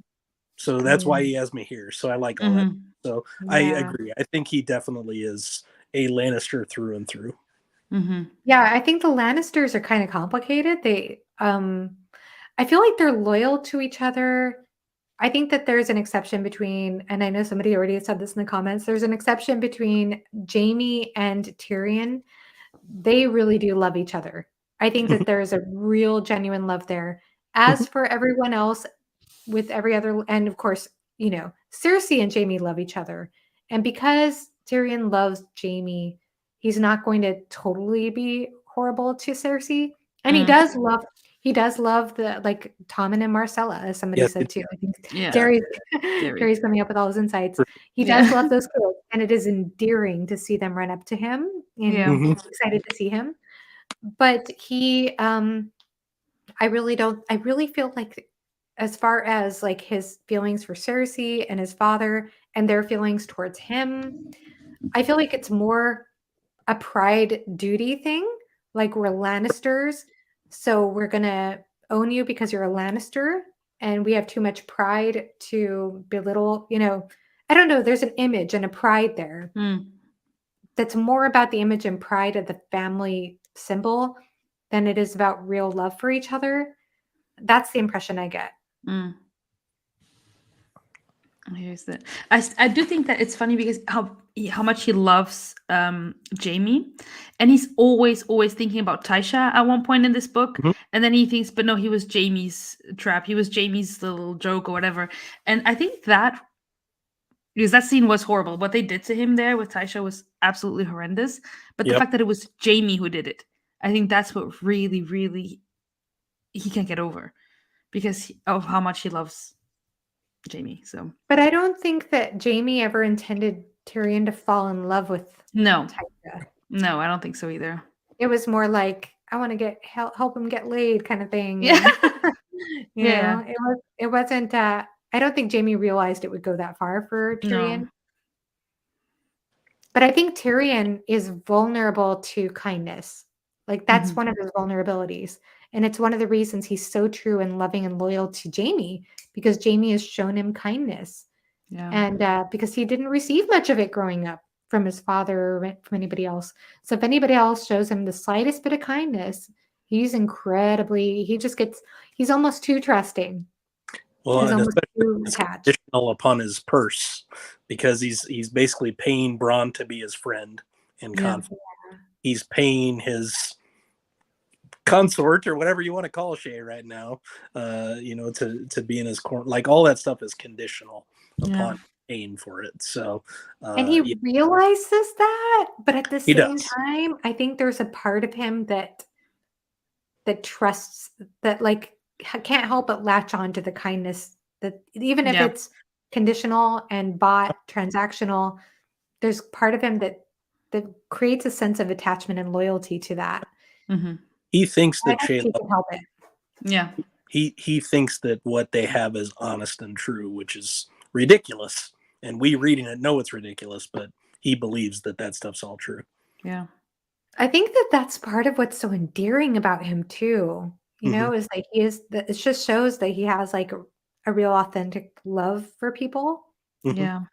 When they show him that, it's like he can't help but open up to them. Yeah. And it doesn't even matter who it is, because he felt that way with Jon Snow, and he showed that even to Bran. Yeah. And I was also touched that he did get Ned's body down, bring the body down and send it back to Catelyn. Yep. Yeah. I mean, that was an honorable thing to do. It was the least of what was asked for, but it was something. It was did something. Yeah. And considering what the rest of his family would have done or did. Sure. For sure. Yeah. So, romantic optimist, I like that. Sorry? Which one? Oh, what Jack said. Tyrion is a romantic optimist. I think he is. Yeah, he's a romantic optimist. There's a part of him that is. Yeah. I think we see that. So, since we're in King's Landing, is there any other King's Landing folk you want to talk about? Because then we've touched upon Cersei, upon Joffrey, but we've talked a little bit about the Hound as well. We've talked a little bit about Sansa, but maybe her whole story with what's his name again? Sir Dantos. Yes, thank you. And how she still somewhat clings to the songs of Jonquil and Florian and stuff. And but she does know, okay, it's not what Varys. Yes, we can talk about Varys and Littlefinger. I mean, you can always talk about Varys and Littlefinger. Yeah. Because they are the masterminds with Tyrion in this book. So They are fascinating characters. I don't know what we could say. What can we say about them? It's hard because, like, knowing what's ahead in future books, it's like, Yeah. Mhm. I what can just we say watched a about video them? on Littlefinger before this live show, and I was like, oh man, yeah, he does a lot of stuff. Like, even in the shadows, like you don't know what's going on because there's a lot that hasn't been revealed to us as readers yet. Yeah. And when you know, you're like, oh wow, Littlefinger. So Well, talking about, we were just talking about how Tyrion is like steps ahead of everybody. I feel like Littlefinger shows himself to be several steps ahead of Mhm. everybody too. Yeah. With the way he plots everything about his journey out to go get the Tyrells as an ally. everything. Yeah, I like that because Pycelle basically wound up in a dungeon, and Littlefinger at least was able to parlay his into a different opportunity and to Mhm. set up that alliance, which I thought was really good. Because if I remember it correctly, Littlefinger is like offended by this. He's like, I don't like being part of this game you're playing. What's what do you have in mind for me, and what can I do to help? So yeah, Mhm. I like that stuff. Good. Yeah. I watched a video once by Robert in Deep Geek, and he had it's an old video, and I need to rewatch it, but it's in his series of the Rebellion and Robert's Rebellion, Mhm. and how he in one of the videos he said that it's potentially all Littlefinger who started it at the crossroads, and when he explained it, I was like, this would make so much sense the way he explained it. So I was like, is Littlefinger just the biggest mastermind behind everything? So Wait, what? For what part of the crossroads? the inn at the cross. I probably need to tell you this off live because it's huge Ah. spoilers for everything. So Oh, okay. we can talk about it later. Which, We'll by the talk way, I about it later. remembered the story that I wanted to talk about earlier, but it's Oh. huge spoilers, so we can talk about it offline. Okay. Fair enough. Yes, I know that you love Indie Geek as well because we have that in common. I love his channel so much. I watched So it. Varys and Tyrion make such a good team because they respect the other's intelligence. Yes, that is so true. Yeah. Ah, see, I love that. Yeah. There's so much about Mhm. shadows in this So book. much I mean, of it's shadow. even like when Patchface talks about that in the prologue, but it felt like it just kept popping out throughout the whole entire book. I'm like, how many times does shadows come up? I don't know. And it's interesting because I feel like often in this book it comes up as a force of good or protection. At least we could say it that way. Yeah. But then there's a shadow that kills Renly. Do Yeah. you all understand that? Because I find that confusing because it's the Lord of Light, but then the shadow kills Renly. I think she explains it, but I don't remember because I think that's one of the questions Davos asks her Yeah. is if you're a champion of light, why do you use shadow? And she has a response, but She does. I can't remember what she says about it specifically. Was that when they were talking about the torch and the shadow thing? Because I don't know. Maybe. Yeah, I don't know. Yeah. Yeah, and it's interesting. Yeah, and I even saw it even when Jon Snow's perspective too. And I mean, they're the men of the Night's Watch, so it's like there's a dark theme there, but there's Yeah. also, the fear of fire being, fire exposes. So it's like Yeah. something to be concerned about. Is that what it is, Derry? I think that's what she does say, yeah. Okay. Ah, that's interesting. We should never rely on my memory for anything, so that's all. Yeah, same. Even though it's been not that long, but yeah. If two people There's say a the lot same to thing. remember. Yeah. Mhm. So talking about Jon Snow, we haven't talked about him at all yet. So I guess Okay. we could go a little bit in that way and how he meets the free folk, as they like to call it. Mhm. And I just love when she's like, oh yeah, in the south there in Winterfell. He's like, Winterfell isn't the south. Yeah. And then he's like, well, I guess I hadn't thought about it that way. Yeah. Can we just talk about how awful Craster is as a person? Ugh, he's the worst. Gross. I was so glad when we were done in that perspective because I was like, no, I can't read about this idiot anymore. I don't know why, but is it different in the show with him? Because I don't think so. No. Okay, because I kept on thinking, and maybe this is a false memory. This didn't end up happening in the book, but I kept on thinking the way he was sacrificing his sons to Mhm. the White Walkers. I kept thinking, he has all these men in the Night's Watch in one place. He's going to sacrifice them all. I kept thinking he was going to do that, but then it didn't go that direction. But I was so scared he would for a minute there. Yeah. I do like at one point, he's thinking to himself basically, and he says, it's crazy. Everybody is getting more afraid as we go, which makes sense. But the one person who's not getting more scared is Sam, who's an admitted coward. Yep. He's the one that just accepts, this is what it is. This is my duty. Here it is. And it's awesome to see that, him reflecting on his friend that way. I just love it. I love that. I love that about Sam. And I also love how he is told by Mormont to warn all the guys, like, don't talk to the women. But he kind of ignores it with Sam. He's like, oh, I don't need to worry about Sam. It made me laugh when I read that part because I knew where we were going. But Yeah. And there's a scene that is so I told you I love the parallels in this book. Sorry, we have a Winterfell scene where someone's like, "Why didn't you blow the horn?" And he's like, "I'm sorry. You have two direwolves in front of you. You have all these people attacking you. Do you think that the first thing you think is of taking a horn and warning other people?" And then you go into Jon's perspective with the free folk, and they attack them. And the guy, instead of using his sword, he goes for the horn to warn all his people first. And I thought that was so cool because you're like, oh, those are the savages, and they're the ones that are like, no, we're going to protect the people instead of protecting myself first. And in Winterfell, you have the opposite. So I didn't notice that. That's so interesting. That's when you read the book in a day, Jonna. You notice these because it's all together. That's clever. I never noticed that. I really love that. And you had the I think you guys are first. Now there we go. You also have with Jon when he goes up the mountain and he's like, say something about the mountain being the mother, and he's like, haha, and I said I wouldn't find my mother north of the wall. Oh, but, yeah. But then also that's a parallel to Dany with the mother of mountains in Vestothruk. So you have that parallel as well between them. Oh, wow. Which I really love. Things I didn't notice. That's cool. I'm always looking for Dany and Jon parallels. This is like my thing. We do a video on Johnny and Dan parallel. Jon. Did I say Johnny and Dan? You mean Johnny? Yes, this is their couple name. On Jon and Dany parallels, because I know people have talked about them, but I haven't really. I don't think they've been as clear to me yet. So maybe I would love that video. If you want to do it, people do some of those, but I should maybe do one myself if I start seeing more things.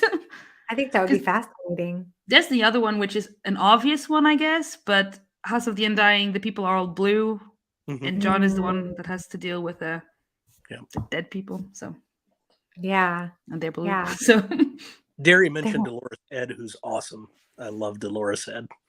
Everything is just a sarcastic comment, and he's like Eeyore in human flesh. It's fantastic. Love that dude. No, me neither, Derry. I don't ship them, but I do love seeing the Ice and Fire thing because Song of Ice and Fire. I never shipped them either. Yeah. Which someone in this? Oh yeah. Okay, we will talk about this later because we're at Jon now. We're not at Dany yet. I think Joanna mentioned Corn Halfhand earlier, who's awesome. I love that. He's tremendous. He's amazing. What an amazing character. Like, he knows that he's going to die, and he knows that Jon would die too if he couldn't, show that he had turned his cloak. And Jon is like intellectualizing this as he's going, he knew all this stuff was going to happen. Yeah. And he prepared me knowing it would all happen. Like, that stuff's great. Yeah. Halfhand is also another character who is 10 steps ahead. That guy knows. He knew exactly what he was doing. It's unfortunate that there aren't more half hands in the watch, because you feel like these are the kind of people that need to be on the watch. Yes. And it's so bereft of talent and ability at this point. And this is exactly the guy that they need. They need more half hands. Half hand is amazing. Is it about? Oh, sorry, you guys are frozen. So probably interrupted someone. Sorry, Jonna, go for it. Oh, I was going to say that. So everything that Half Hand sets up here, it also goes along with what you were saying about identity, because man, I mean, like what Jon has to do, he has to turn against his brotherhood, Yep. in this right scene. after saying his oath one more time. Yep. It's just like so insane. He's like, let's say the oath one more time. And I'm like, as you know, you're gonna make him betray it. So Yeah, but also talk what about is a it test of about identity. Mhm. that? And also what is it with John? And every time someone tells him, we'll talk about it later, you're just like, yep, so we'll never talk about it again. So, poor John. This was gonna be a trauma. Like when he goes to see a psychologist at the end of the series, they can be like, so what's your trigger point? When someone tells me we'll talk about it later. Yeah. Because you never will. And half What do Hannah. you all think about sorry, who's the wildling that I can never remember her name? Ygritte? Egret. Ygritte. There we go. That's how you say it. Um, How did you all feel when he spared her? Like, do you think that that's what you would have done, or what I did mean, you all I'd think like about to that? think I wouldn't commit murder against someone, but who knows? And Yeah. he was commanded to take care of her, and he did not. So Yeah. went against that command. But I really like Grit, but we don't get enough of her here to really know. form too much of an opinion. But No, I just meant the decision to Yeah. spare a wildling. When he But- when he decides that, he's looking at her and thinking, oh, she reminds me of Arya in a way. Mhm.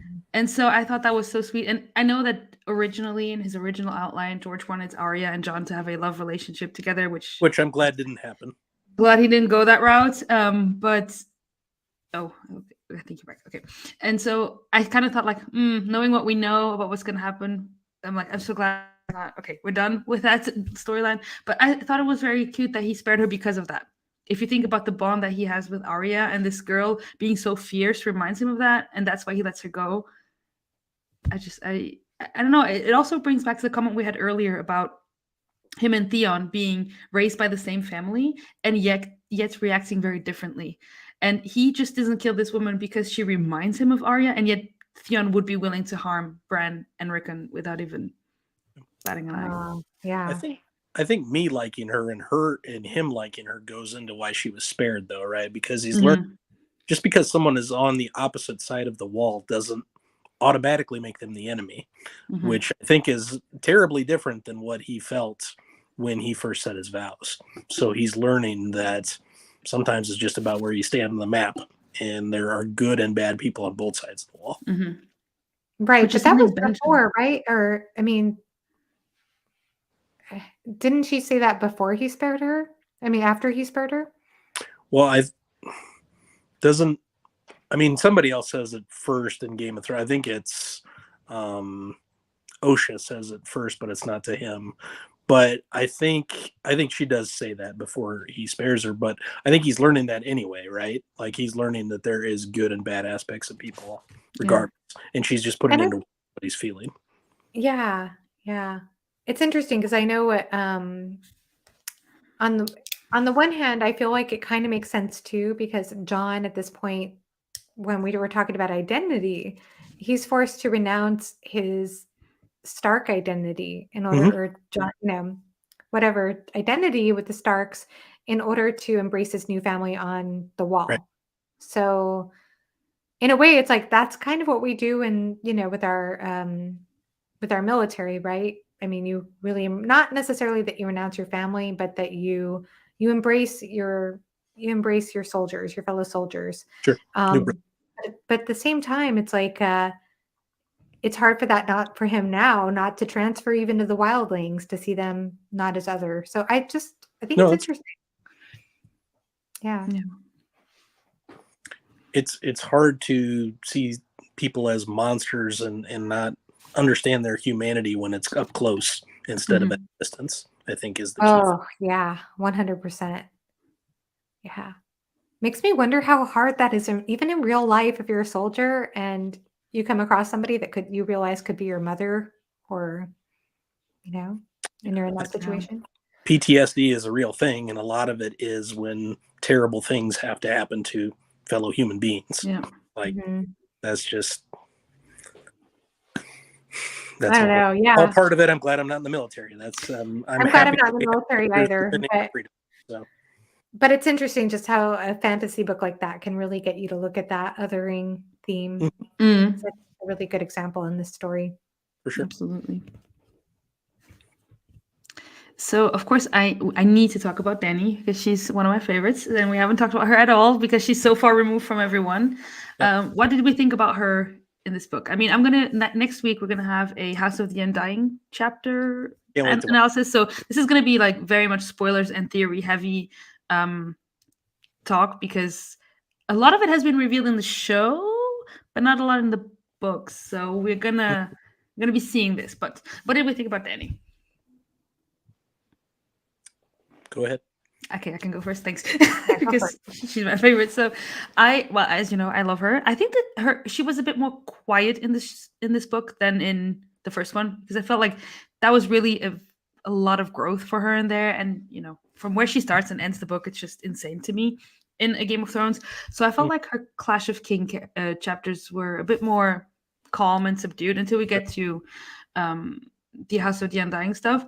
But she's already struggling with treason, and with seeing like now all these people are coming to her because she has the dragons, and that she needs to now be very careful to like whom she trusts, whom does she listen to, because before nobody cared about her, and then now, oh, I want to marry you, and Illyria wants you to come back, and all of this stuff is happening, and she's like, okay, yeah, my dragons are worth a lot, but she's not going to part with them regardless. She loves her dragons.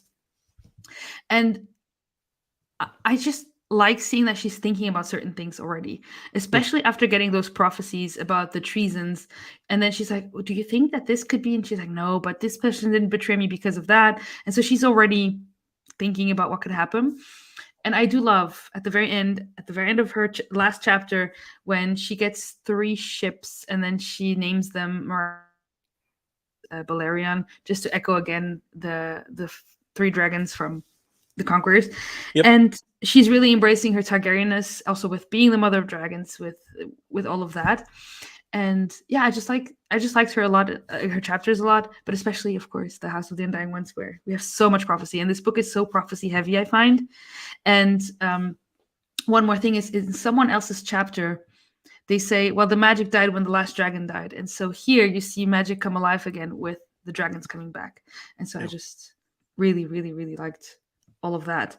What does Derry say? Yes, exactly. I agree. I think Zara's own Daxus is trying to exert all this influence, like kind of shown as the wealthy person, but like he's asking for 1 dragon, and she's trying to tell him, well, all the ships in the world, and then we'll talk. Like that's just a starter for what one of my dragons would cost. So yeah, his wealth doesn't really, it matters a little bit to her, but it's not enough to kind of sway her into immediately choosing him as the companion and that kind of thing, which I think is pretty interesting. Yeah. It's interesting how much Mormont helps her out in this story. You know, I mean, it's because of him that she gets clued in. Not, I think she would have maybe been wise enough on her own to navigate that situation. But the fact that he tells her about the customs of marriage and what she would have to do, I mean, he clues her in on everything. And I think that it's interesting just how much his counsel has helped her throughout the book.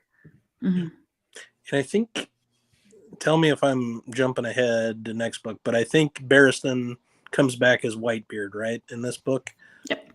Yeah, so he is able to save her from what would be a deathly type of situation with a scarab or whatever it is. So him joining the cause too, I really like, because I'm a Barristan stan. I love that dude, so I'm excited he's on the team. Yeah, wasn't it in book 1 where people said you want Barristan on your side because he gives legitimacy, and whoever he backs will be seen as a good contender to be the ruler, and then he joins Dany.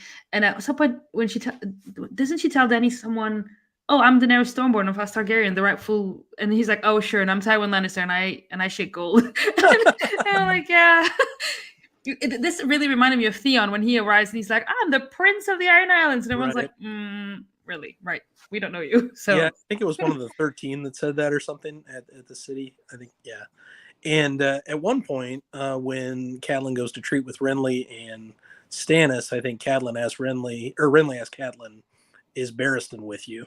Because of that same thing. He adds legitimacy, which I think is pretty cool. Yeah. Did you want to talk on the prophecies at all, or do we just leave it all for next week? because we can talk about it here because you two won't be part of that chat. So I don't know if you have any burning desires to talk about the prophecies. I mean, I think we get some cool stuff, right? Some of it's prophecies, some of it's past, present, and future, but we get to see, what I believe to be Ares II saying to burn the city down when King's Landing has been sacked. We get to see who we believe to be, and probably is Rhaegor, and somebody else who I won't get into because of spoilers for future stuff. Yeah. So that's all good. We get a prophecy Yeah. for a very big event coming that I also won't spoil. So I think knowing that this is limited to just this book, we probably shouldn't get too much into it. I did like the very first vision that she has, where she sees basically the kings tearing apart the land, and that was really cool how it was represented differently, but still. Right. And then we have a lot of prophecy stuff, and it's just I need to go back to because there's so much happening. All of a sudden, it's just like bam, bam, bam, bam, bam, and she's like she hits you with all this stuff, and I'm like, what? Okay, I need to analyze it all by one for next week. So I'm so excited to watch your discussion about that to help you break it down. I did notice a lot of things. I do feel like there were some things I noticed on this reread that will relate to things happening later on. I'm thinking of book 3 even. Yeah. I feel like so many things in books 1 and 2 are setups for what happens in book 3. Oh, for sure. Yeah. Yeah. But in general, I think it's really interesting to see Dany's perspective in general because this is Clash of Kings. And so that's kings in the title, but we have a queen over here. And obviously she's apart geographically from what's going on in Westeros.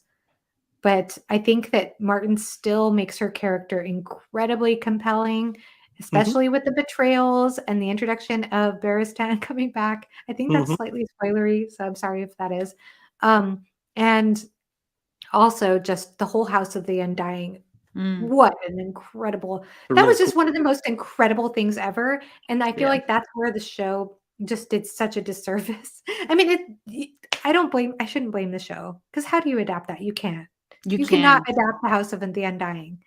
But they tried, and yet they left some of the coolest stuff out of the House of the Undying. I'm like, why? Like the Rhaegar stuff. I'm like, yeah. Okay. Did you catch when she's talking about what the shade of the morning tastes like? It's like it tastes like spoiled meat and Drogo's seed and like a ton of like. She's like it tastes like everything and nothing, and I'm just sitting here going, "All right, good explanation." Yeah, that was good. But to her, that would be romantic, and that's kind of like I guess. Yeah, it tastes like molten gold. It takes a real suspension of belief there, Yeah. I also like her when she talks to Quaithe, which happens like once or twice. Yeah. And when Quaithe tells her to go north, you must go south and all this stuff, and she's like, "What?" And so you just see the stuff that you then see happening like throughout her story, but she probably doesn't remember, or maybe she does. I don't know because I haven't read books 4 and 5. Remember, so I'm very excited to see how that goes in there. Yeah, there's so many riddles in Daenerys' storyline. Yeah, Daenerys in there to help out. Yeah, I'm very excited to see where it goes because I know some stuff from just having seen so much stuff, but I'm just so excited to read it for myself. Yeah, I'll just say, like, just on an experiential level, I read that chapter, The House of the Undying, this last time while I was in bed with my Kindle, like right before I went to sleep, and it was I mean, for lack of a better word, kind of surreal to read that right before going to sleep, going into dreams, because it's so beautifully dreamlike, but so immersive at the same time. Yeah. I skimmed back over it this morning. I thought it might come up, but it's beautifully written, obviously, and evokes all kinds of crazy imagery. Someone like me that doesn't see images all that much when I'm reading, which is cool. Yeah. Oh, wow. I do.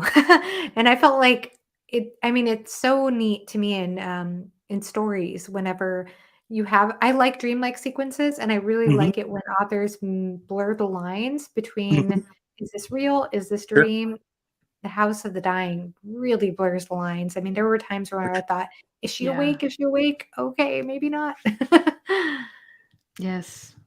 And I also liked how they gave her a little bell for her victory in there, and she's like, "It was technically exactly Drogon, but okay, I'll take it. I mean, she is though the mom of Drogon, so it kind of counts, you know. Yeah.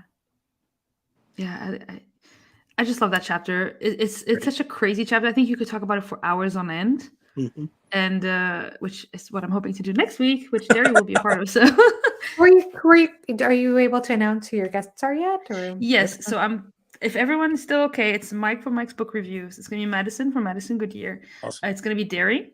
It's gonna be Andrew from Andrew's Wizardly Reads, Yep. and potentially Alex, since he couldn't be here today, so he will tell me if he can make it. Great. fantastic. That's awesome. Can't I'm wait to watch very that. excited to discuss Yeah. that chapter with them. Yeah, I'll try to reread the chapter beforehand so I could be fresh on it. Yeah. very excited.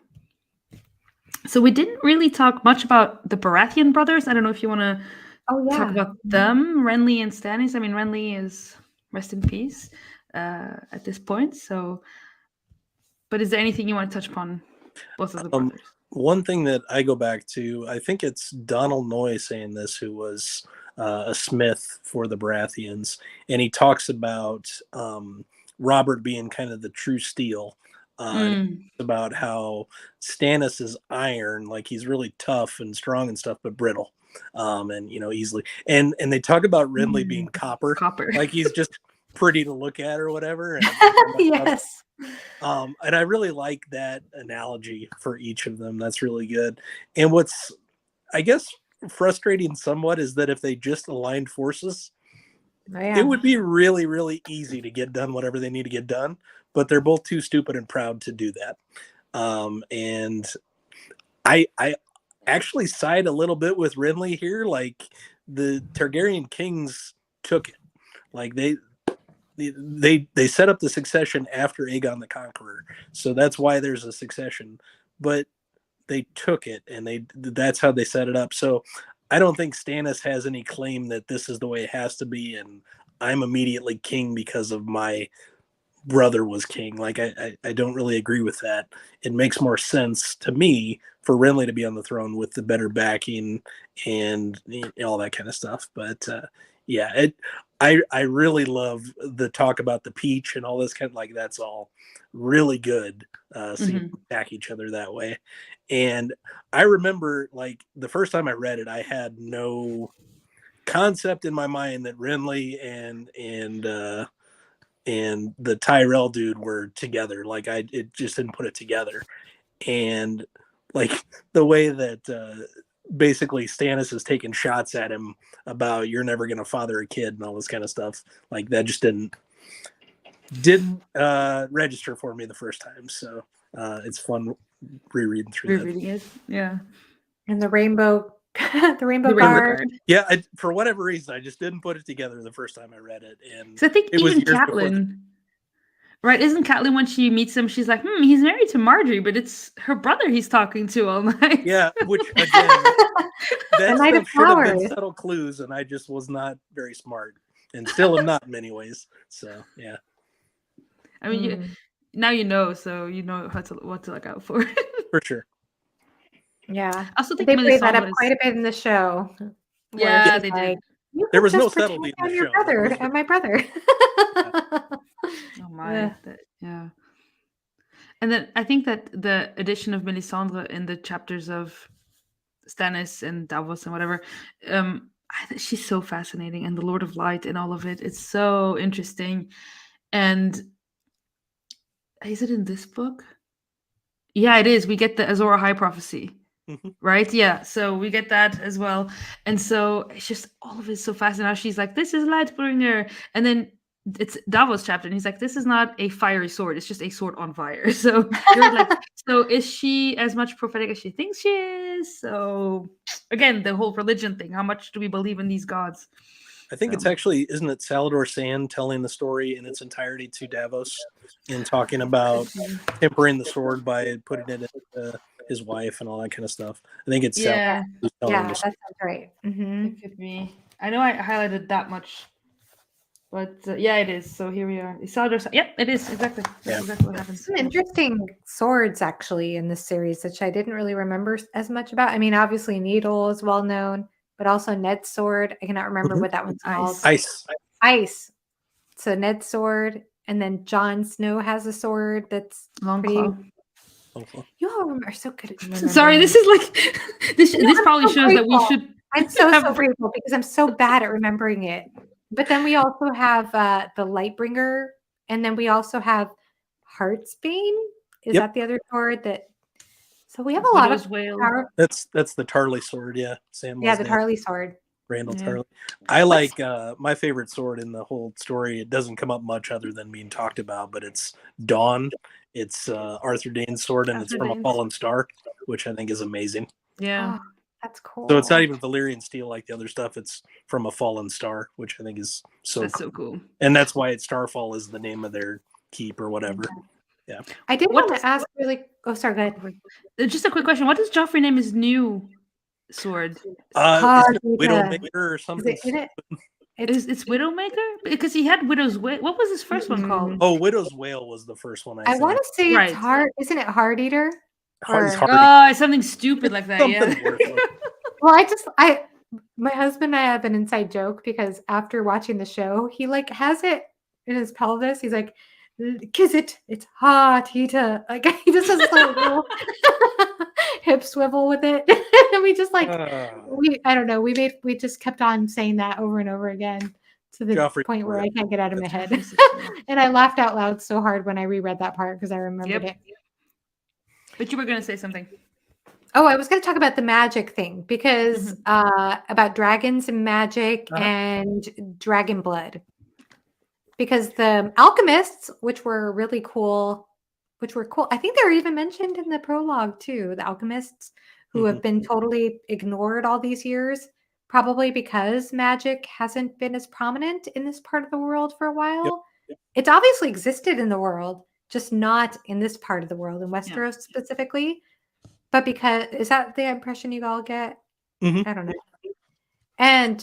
But the fact that there are dragons that have hatched, even though that's across the sea, that seems to have affected the resources of dragon blood, right? The supply of dragon's blood.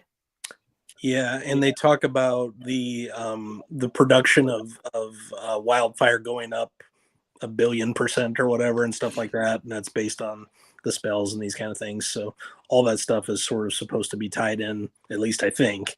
Oh yeah,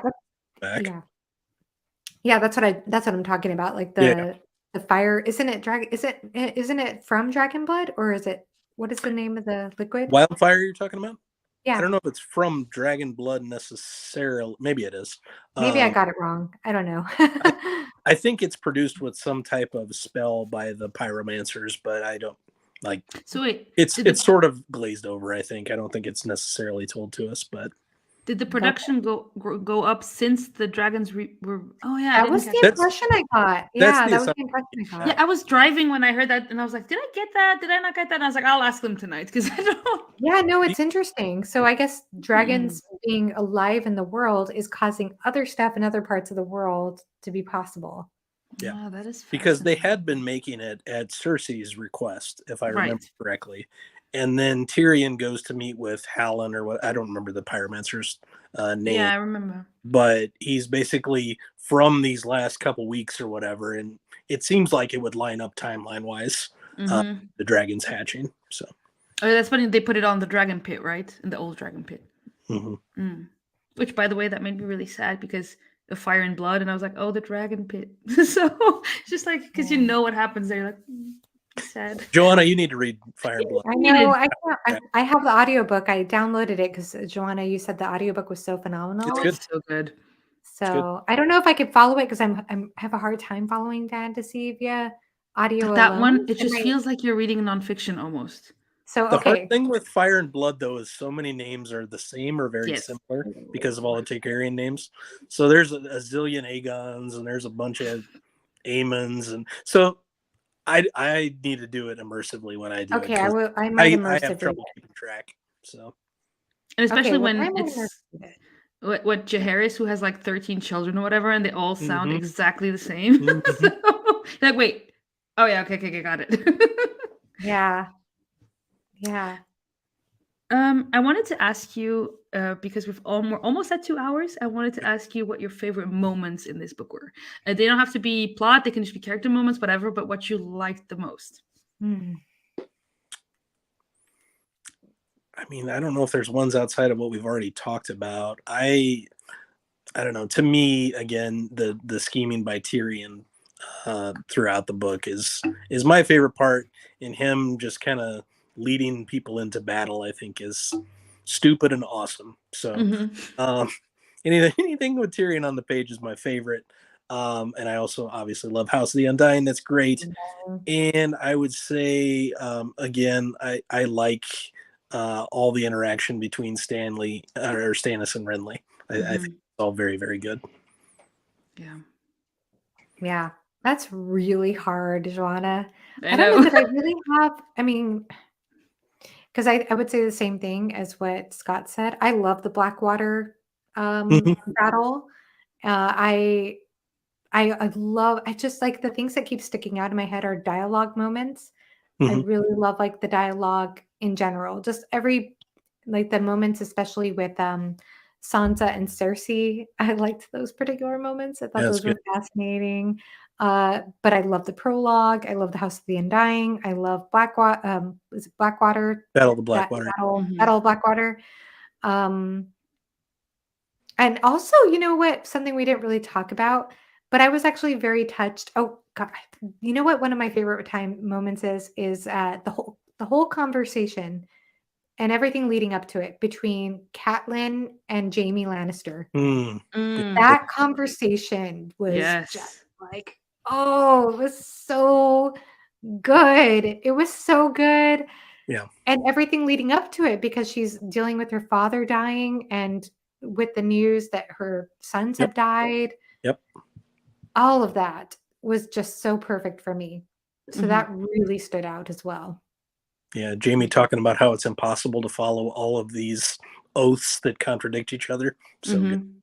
And there's something about it that makes you like respect. I don't know. Is that the wrong word? I shouldn't say I respect him, but I mean, the fact that he owns the fact he's like, yeah, I'm not honorable because, like what you said, it's impossible it's impossible to follow all of these things. It makes you a little bit appreciate how tough it has to be in the King's Guard, because Yeah. especially if you're following a really bad king, which by all accounts Ares was at the end. I don't know if he was the whole time. Like you, you're supposed to obey him in all Mhm. things, Mhm. even if he's doing terrible things. Like you're supposed to just turn your head and let it go, or even participate in some of the evil acts that are going on. And that's not why I don't believe that's why Jaime did. I think he wanted the honor of wearing that cloak, and he feels like serving Ares sullied it in many ways, which I think led to his actions. So Yeah. But at the That's same time, you do see it from his side yes. because everybody grudgingly accepts him, but nobody respects him. it's true. And he's responsible for everything for their victory. So Nobody wants to be called the Kingslayer openly. Like that's right. just not. That's not something that you want to be known for, especially when your job is to protect the king. Yeah. Exactly. And I know we get more into his thoughts later on, but this is the first time where you really see a different version than the arrogant, Yep. pompous Jamie that you see in book one. And when he says that, because she doesn't call him Kingslayer until a ways into their discussion. So they're just talking and talking, and then she's like, something Kingslayer. And he's like, yep, that's what it always comes down to, isn't Right. it? And Yeah. and that's when he says, like, how do you expect any one person to follow all these oaths? It's just impossible. And it is the question of if you're sworn to protect the realm, but the king is a bad king for the what are you supposed to do? So Right. yeah, I love that conversation. It's a very good conversation. And I know there That's was definitely one one of my favorites. right there, and there was another conversation which now I can't remember, but I was cleaning my kitchen earlier, and I know I stopped and I was like, oh my god, this is so good, I love this, and I just don't remember between who it was because I loved all of the book, but there was one conversation between two people, and I just don't remember who they were. That I just was like, "Oh my gosh, this is amazing." Maybe on Well, a reread. Yeah. And of course, the scene between there's just so many. I know. Dang. I Like the know. scene between we've already talked about so many of them, but like the scene between Arya and Jaqen Hagar, Mhm. and when he pulls off the face and So good. tells her about Valaris. I cannot Baylor Baylor remember. Morghulis. Yeah. Thank you. Yeah. That Yeah. scene was amazing. Yeah, so good. There were so many amazing scenes, though. I mean, I adored this whole entire book. I Mhm. know. It was I so loved it. good. It's I loved it. fantastic. Yeah. I don't know why in my memory I was like, oh, A Clash of Kings. I was like, what an idiot. Like, I always knew it was better than any other book especially for book 2. I feel like it's so hard to follow up a book like A Game of Thrones, especially with how it ends with Ned being dead and the dragons are reborn. Like, how do you follow up something like that, you know? And then you get into this book, you're like, wow. And the politics. I mean, I love political fantasy. We didn't even we talked about politics, but we didn't talk about politics. But just the way, I feel like some people get scared when they hear it's a political fantasy, like, oh, it's gonna be boring, you know? And for me, it's the fascinating part about this book. It's seeing all these schemings, these playing, this like everything that we've already talked about with who's ahead of whom and who is thinking about what, and it's just so great. And it Yeah. leads to amazing discussions too. So Yep. Yeah. Yeah, it really is. It's so good. I mean, even just the prologue I love, obviously, too. But I think it gets me right away, because like usually you have a slow start. You would have to have a slow start following what happens at the end of book 1. But with that prologue, it's like you're getting insight right away to something crazy and wild and magical. And a lot of people keep saying that this isn't a very fantasy heavy series, that it's more historical fiction than it is fantasy. And I so disagree with that. Like, I don't get that. like in the Because, prologue, she doesn't die yeah, of poison. Like what? With her like that was collar a glowing magical red. prologue. Yes. Yeah. Yeah, and it's nice to get some perspective on Stannis finally. We kind of know him from afar in Game of Thrones, and we know, he's wants to be next in line or whatever and that kind of stuff, but we don't really know him. And we start to get a sense of who he is right away in the new book, which is great. Mm. And it's crazy because that's who Ned wanted on the throne. Yeah, and again, it goes back to just because you were born an accident of birth in a certain order, that doesn't mean you're the right person to inherit. And Stannis doesn't exactly, if we're talking about loyalty and stuff, getting people to his side is not a strength. So Yeah. he would have to constantly be worried about betrayal and about people scheming against him and this kind of stuff, because nobody loves Stannis. No. Nobody does. So no one is gonna, if they see an opportunity to take him out and to implement different stuff, that's gonna happen, in my opinion. Yeah. And by the way, Derry, we love your thoughts. I know. Derry's the best. We love I'm so everybody's glad you're thoughts in here. the chat. But I'm very excited to watch Derry and your discussion next week as well. Next week. That'll Yeah, be I'm very great. excited for Awesome. that. Can't wait. Yeah, me neither. I'm so excited. I've already gone online, saved a bunch of videos just to complement with my thoughts. I'm gonna have a PowerPoint presentation, I feel like, at the inner.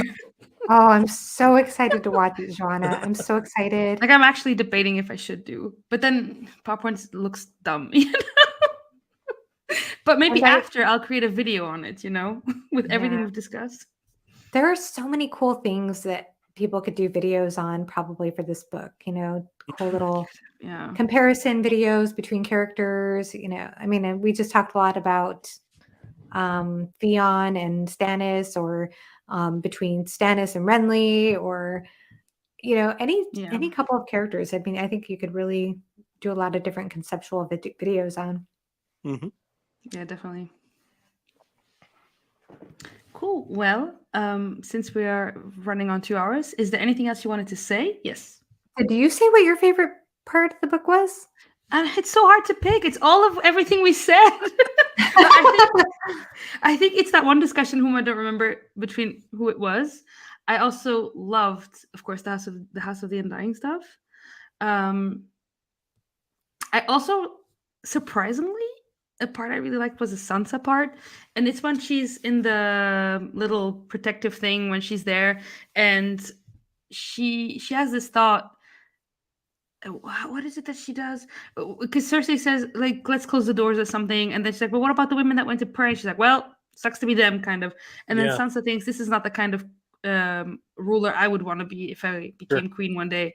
And then you just think about how she has changed in this moment, how she's not thinking about the pretty songs and the pretty knights that are going to come and save these women, but also how she sees Sir Ilan Payne there and she's like, oh, okay, this is who's here to save us. Okay, we know what's happening. I really love how like in that scene with her and Cersei, she's thinking in her head, if I were queen, I'd make people love me. And part of me thought, oh, that's kind of the naive part coming out, but it's realistic in a way, and it also sets us up very nicely for what we get introduced to in book 3. I was saying before we went live that I honestly did appreciate what the show did a little more with the Blackwater episode.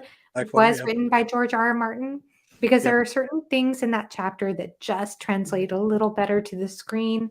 And I did like the choice of having Cersei holding Tommen about to poison him and herself if they were about to be taken captive, and how we saw the Here Comes the Cavalry with the Tyrells, with Lannister there, with the Knight of Flowers standing right next to Tywin.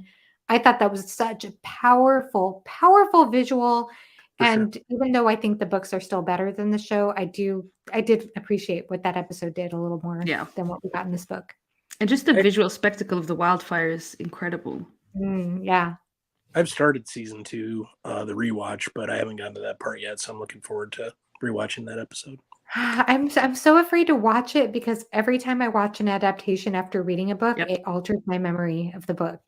Yep, same. And then I can't keep it straight unless I write it down. Maybe if I wrote it down, like all the differences. There probably is a wiki out there somewhere, or a Reddit out there that says all the differences between the show and the book. I'd have a bad feel like conflate things regardless. So let it roll.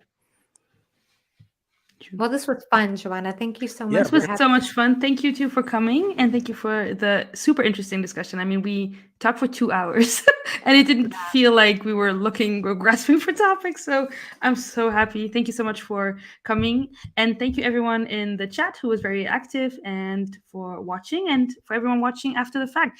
If you want to let us know that you were here, you can leave, of course, a dragon emoji or a wolf emoji or a sword emoji or a crown emoji. All of those would be very apt for this book. So, with that being said, I am a visual reader, Jerry. I'm sorry. Oh, no problem. What did she say? Like, I'm a very visual reader. It's Scott who's not a visual reader. More so. Oh, okay. Sorry. I can visualize some things, but I'm not great at it. Okay. Yeah.